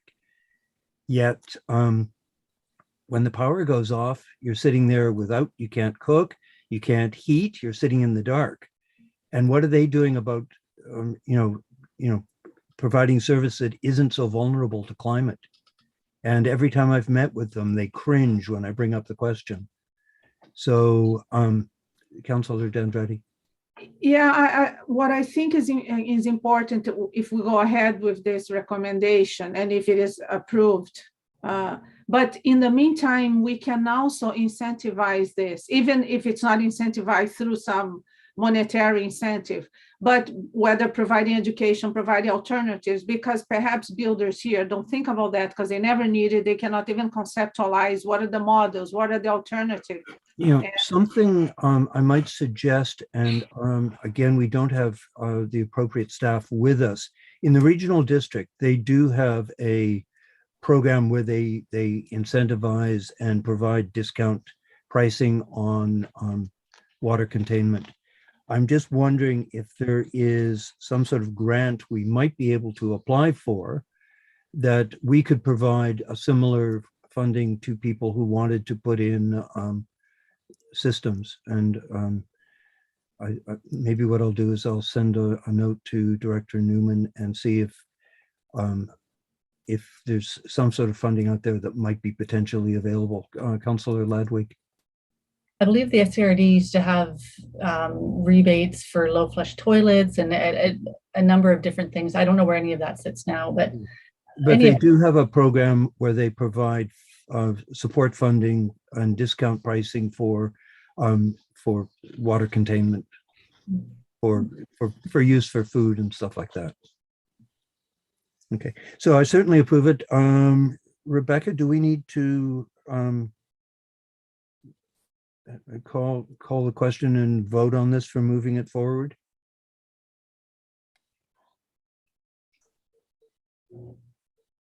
I see your lips moving. Wow, I'm bound to do that today, I guess. It's okay. Resolution is important for this one. Okay, so I would call the question that we support this this draft that Councillor Ladwig has brought forward. I will move it. Councillor D'Andretti second. All in favor? Okay. Now, also within this, there are nominations for AVICC. I will leave it to individuals if they wish to put themselves up for for membership in AVICC. I'm assuming that there's no one at this point who wants to have their name put on an application. We don't have any new business. We do have a notice of motion to close the meeting, but prior to doing that, we will invite any inquiries, and I see we already have a hand up. Before we get into inquiries, I would request that we extend this meeting. We're now at 8:55, and if we allow 10 minutes for inquiries, we're going to be in a situation we need to extend. So I would request at this point that I would make a request that we extend to 9:30. Councillor Ladwig, Councillor Dendretti, all in favor? Okay, thank you. With that, I will invite the corporate officer to move in people who have inquiries at this point, and I currently see we have 3.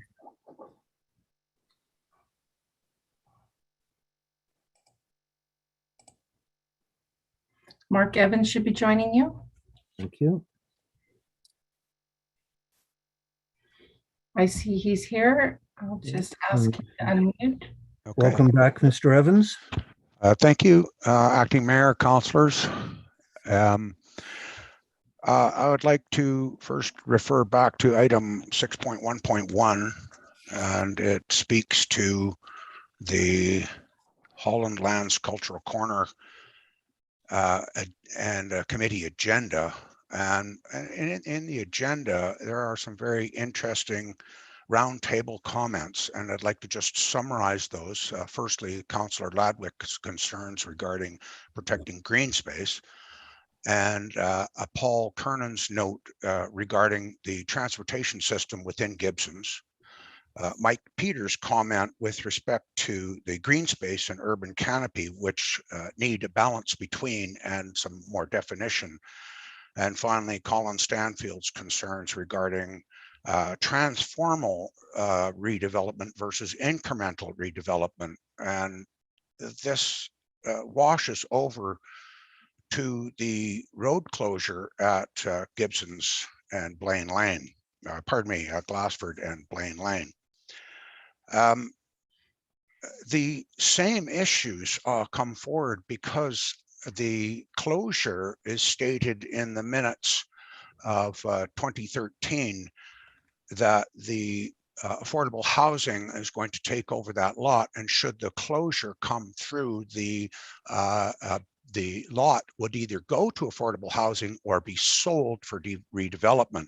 And currently, all of those items that are a concern in the Howland Lands Cultural Corner community, comments from the committee agenda are now directly related to that green space of the town of Gibsons.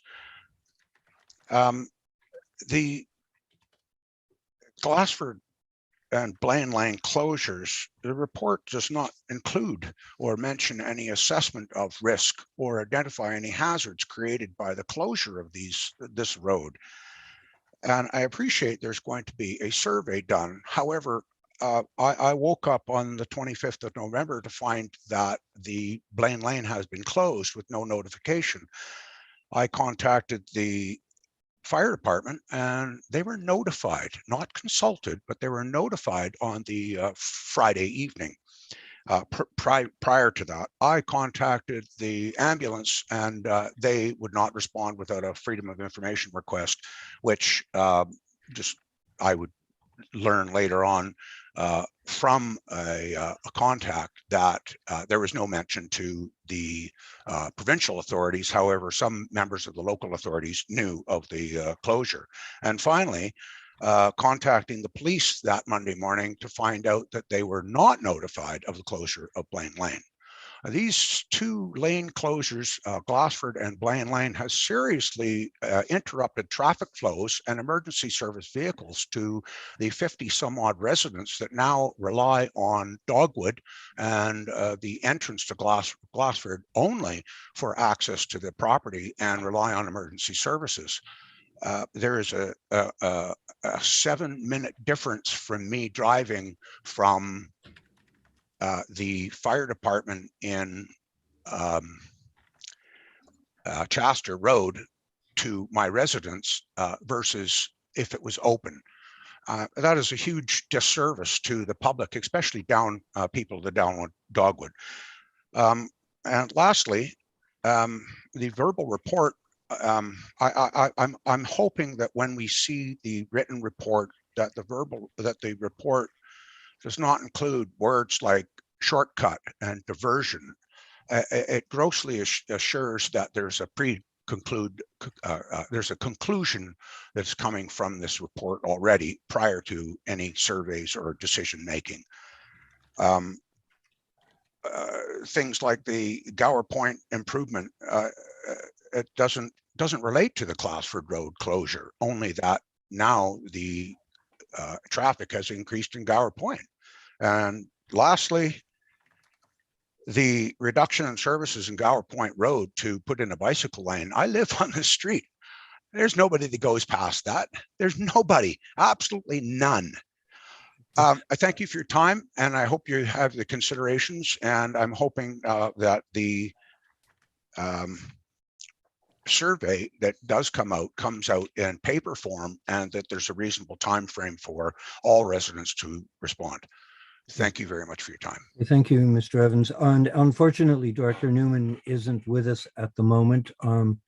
It perhaps would have been more expedient for your comments to have come forward earlier. But thank you. I really can't emphasize enough that there has been no risk assessment and assessment of hazards done on the closure of these two roads for our emergency services and for residents. Thank you. Okay, I know personally that staff have been in touch with the various departments, so perhaps you could, we've noted your comments, and we'll ensure that staff are aware of them, but I'm quite sure they've done the due diligence and talked to the emergency services. Thank you. Notification and versus consultation are two different issues. Right. Thank you.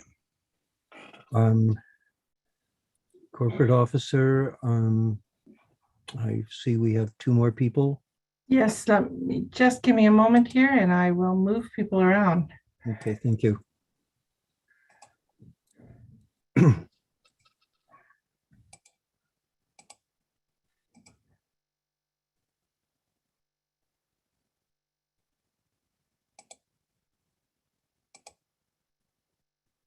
Denise Dombrowski should be joining you now. Good evening. You're still muted. There you Hello, Denise Dombrowski, Glassford Road. This is with respect to the verbal traffic report from Mr. Newman, and I do apologize that, sorry, I'm just starting my video, that I missed the first inquiry period due to another meeting. I have a bunch that I will send to councillors in a letter, yet another letter. See me speaking, sorry. But my main points are that I was surprised it was a verbal report when there was a report on December that was supposed to be presented to Council on December 21st. So I have that report, and so I had all the numbers and charts and things, and I was just surprised that that wasn't, it was a very detailed report. I was surprised that it wasn't just followed up with some additional numbers from the latest traffic survey. If I can interject just at that point, as Director Newman explained, they are still waiting for the numbers on the most recent study, which is why it wasn't Well, and I understand that. Thank you, Councillor Kroll. I understand that. It's just that or acting mayor, sorry, that there was a report with the numbers that he reported on. There is a table I have in front of me with all kinds of comments that he reported on that was not included in this. It was a report to the committee of the whole. Maybe you have it somewhere else. Anyways, I that was just a comment that surprised me that he just said it verbally rather than having the report available to people. I can't find it online anymore. It was from the earlier meeting that was scheduled December 21st. Something that relates directly to councillors that I would like them to consider is there's no mention of the survey that was done. The only mention I should say of the survey that was done says that the majority of Glassford Road residents are in favor of the closure. And that is indeed true from the survey results that are published. However, 85% of Gower Point respondents were against it. 65% of other roads intersecting in the neighborhood were against it. And I'm wondering why the wishes of the Glassford Road residents take precedence over all of these other residents who are impacted by the closures of the two roads. That's just a comment for you guys to consider. Is that appropriate? I don't need an answer. I'm just bringing this forward unless somebody wants to comment. The other point that I would like to make is that the lot creation, the affordable lot creation, Glassford Road that I understand is in process, is not mentioned anywhere on the road closure. So because we live here, we know about the affordable housing lot that's being developed. I think it came into effect in 2016, was proposed. It seems counterproductive to close the road under the guise of calming traffic when, if there is a lot to be made there, and now I see that lot is the proposal is to enlarge that lot. I don't understand why these two issues are separate. To me, it would make more sense to have both the affordable housing lot creation tied to the closure of the road. When we were first told about the affordable lot creation, we were assured, that was a big concern, residents were assured that there would be emergency vehicle access. So just a comment again for you guys to consider. The other things I'll put in. Is there a question coming? I can have lots of questions. So why are those two separate things? So why is the Glassford Road lot development separated and no mention has been made of it with the closure of Glassford Road? Councillor Ladwig, did you want to say something there? Yeah, I'd like to try to contribute. From my perspective, I think it's because I'm not under the impression that it is a done deal that if that road were to be closed, that it would be an affordable housing lot. There's been conversations with the Sunshine Coast Affordable Housing Society, wondering if they'd be interested in developing it, but they're not even sure if they'd want to do it. Like it's that question, that piece to me is still. But staff. Council. Just if I can jump in for a second. Okay. I think, and it's where we need to be careful with buzzwords that get attached to things. I think what was discussed was, were the road to close, there is a potential there for the creation of a lot. Yeah.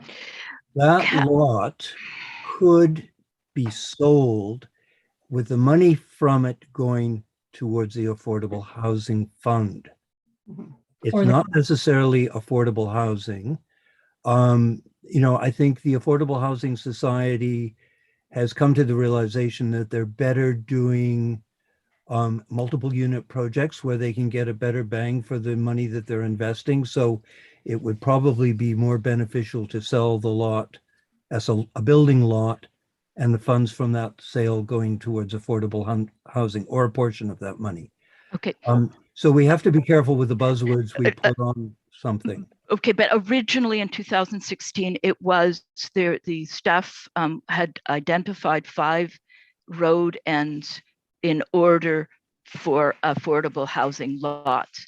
It has since changed. So it's an item 10.3 in the third quarter report. Staff, council instructed staff to begin the road closure process in order to change that into a lot, remove it from, do the process, whatever the process is. Okay. And so it's not a maybe. Staff have already started the road closure process. Yet my point is not about that. My point is that it's not linked at all to this closure. So nowhere in the closure of Glassford Road and then the subsequent closure of Blaine Lane has there been any mention of a lot being created. On your website, the lot creation is a page, and in it states exactly what you say, Acting Mayor, that it could be sold, it could be developed into an affordable housing lot, or it could be sold and given to affordable housing. But there's no link from there to the closure. And on the closure page, there's no link back to the lot creation. I just don't understand why these two things are disconnected. Okay. So that's one question. Okay. But time's short. Yes, time is short. Yeah, so you've got one more person. So I'm happy I've to got 2 put more my people. comments. Yeah, I've I'm got happy 2 to put my comments directly to councillors in a letter. Okay. Thank you so much for your Thank time. you for raising your concern. And I And love our- this online forum that I get to Yeah. listen in. I love the And conversation. there will be opportunity when this whole issue is resurveyed again with the community. So It's curious, that's all. no, appreciate your concerns. Thank you. Thank you.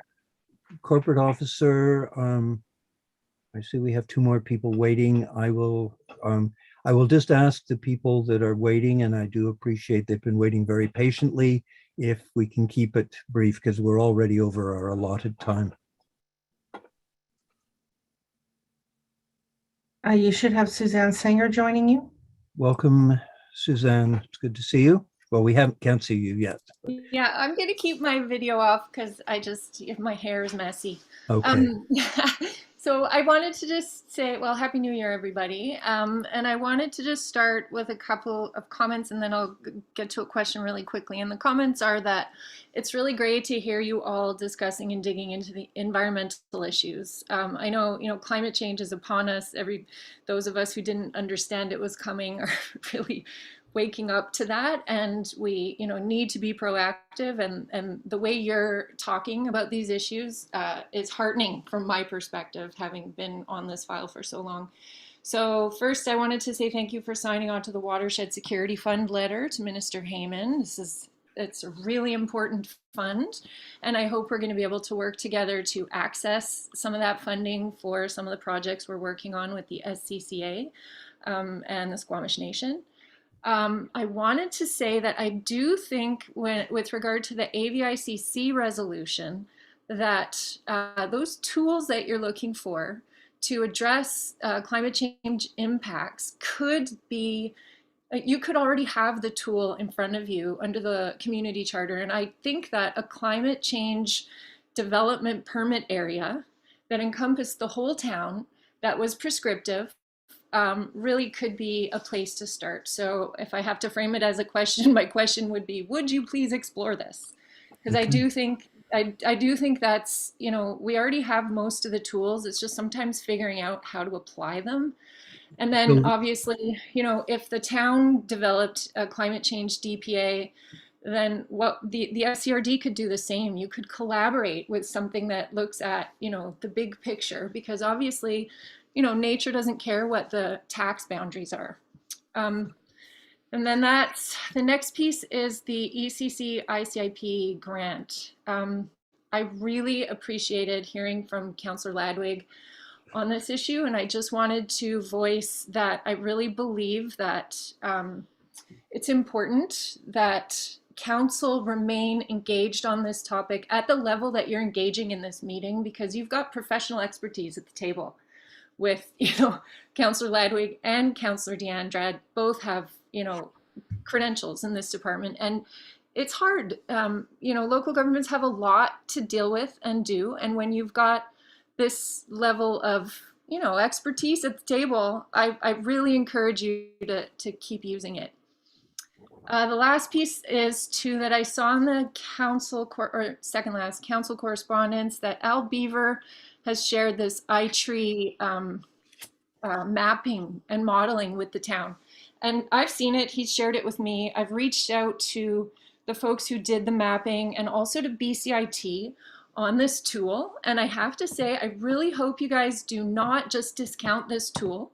It's really cool. And it could really facilitate our bigger picture conversations with regard to, you know, watershed, aquifer recharge area protection, understanding, you know, impacts on the downstream impacts and hydrogeology and biodiversity values. So please don't dismiss this tool. I can assure you it's not being dismissed. I believe Mr. Beaver has been contacted by town staff and they're sharing sources of information to compare what they're dealing with. Thank you. Okay, and so then I appreciate that. I did have a question about the Gospel Rock traffic calming, the verbal report, and I just heard you say that Dave is gone. So I guess what I wanted to ask is, I guess he said that Urban Systems has responded to the council comments from last summer when, you know, the issue came to the table about how, you know, what are you going to do? Are you going to close Gower Point Road to be one lane in one direction or the other? What about this alternating lanes piece? I just have to say, you know, as anybody who's ever driven the road to Hana on Maui, like, this isn't such a thing. You know, they do it all over the world. Gibsons maybe not, but, you know, I'm just curious to know, you know, there wasn't a written report, there wasn't a study, there wasn't a professional opinion on the agenda that I could read. So I don't know. We're waiting for the report from the consultant. So that will. Director Newman mentioned there were 4 considerations. 2 of them have been ruled out, and the other 2 we're waiting for the report on study with respect to those. Correct. Yes, and so it's hard not to call you Councillor Kroll. Sorry, Okay, Deputy don't Mayor. worry. But will all of the considerations be like, will all of the options be looked at in that study, or has staff sort of already determined not to pursue those other options and we will only see a report that looks at the rest? I believe there are a reduced number of options being considered and they'll be reflected in the report, is my understanding. But we, you know, and it will be coming back to council. So, you know, I think there'll be more information provided, and, you know, regarding the sensitivity of that area and the lengths we've gone to ensure the conservation within that area. I think all those issues will be considered and addressed. Thank you. Yeah, there are a few remaining issues that we're going to have to deal with later that we'll get into as far as road access and stuff, but it's really important from our perspective to just have that information in front of the public so we can all look at it. That's really I hate to do this. I'm just going to call time. It's because we did extend and we're now an additional 10 minutes into our inquiry period. We have Judith Bonkoff waiting, and while she's being moved in, Councillor D'Andretti, you have something you'd like to say? Yes, it just regards the report, the I3 report from El Beaver. Yes, it was an amazing report. The reason I actually even didn't mention, because we're going to be discussing this at the tree committee, and I think it's more powerful if the recommendation, whether to use the report or something comes from the committee. But it is taken care of for sure. Thank you, Councillor. Mrs. Bonkoff, welcome back. And you're muted. Hi again. Hi. Sorry, just quickly, one question here, just going back to the Howland lands. I'm going to ask what happens next? What's the next step? Now you guys have got a report from a consultant. What happens? I'm going to turn this over to Councillor Ladwig as chair of the committee. Just very quickly, thanks, Judith. So right now, that report that you're looking at has gone to all the committee members. They are taking that report to their boards. So the museum board, the library board, the boards are reviewing that information, deciding which approach they support. They will be bringing that information back to the committee on January 19th, where we will be discussing everybody's options. And then from there, it's a little bit fuzzy for me whether or not we're going to bring it directly to council for a decision, or whether, like, it's a little bit unclear for me, but we're stepping it out right now. So right now, those boards are reviewing it, and we're going to be writing input to the committee, and then the committee is either going to bring it to council, or we'll be taking another step and trying to refine it a bit further from there. I'm not really sure. Like, it is a bit of an iterative process, and we're kind of developing it as we go. But that's where we're at, and we're hoping that we're going to be bringing this to the public for much more broader engagement. I don't know, within the next month or so is kind of our, we'd like to see us doing really meaningful engagement with the community this spring. Like, I'd like to see this starting to come out over the next couple of months. I just can't say exactly. We're doing the best we can as far as trying to move this along in a way that people feel heard and can contribute in a meaningful way. Okay, thank you. I'd like to participate in any way I can. Okay. Thank you, Judith. Thank you. Okay, at this point, I'm going to make a motion to close. Recommendations that the meeting be closed in accordance with sections 91A and 91B, appointment to a selection committee, enforcement of a building bylaw, garbage services and property owners of the community charter, personal information about identifiable individuals who hold or being considered for a position as an officer, employee, or agent of the municipality or other position appointed by the municipality, law enforcement, if the council considers that disclosure could reasonably be expected to harm the conduct of an investigation under enforcement or enactment, and negotiations related to discussions respecting the proposal of a municipal service that are in preliminary stages in the view of council could reasonably be expedited, be expected to harm the interests of the municipality if they are held in public. To that end, I will ask for a motion to close. Councillor Ladwig, Councillor Andretti, all in favor? Okay, and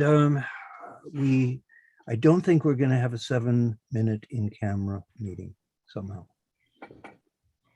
So at this point, I will also ask for a motion to extend, and I'm hoping 10.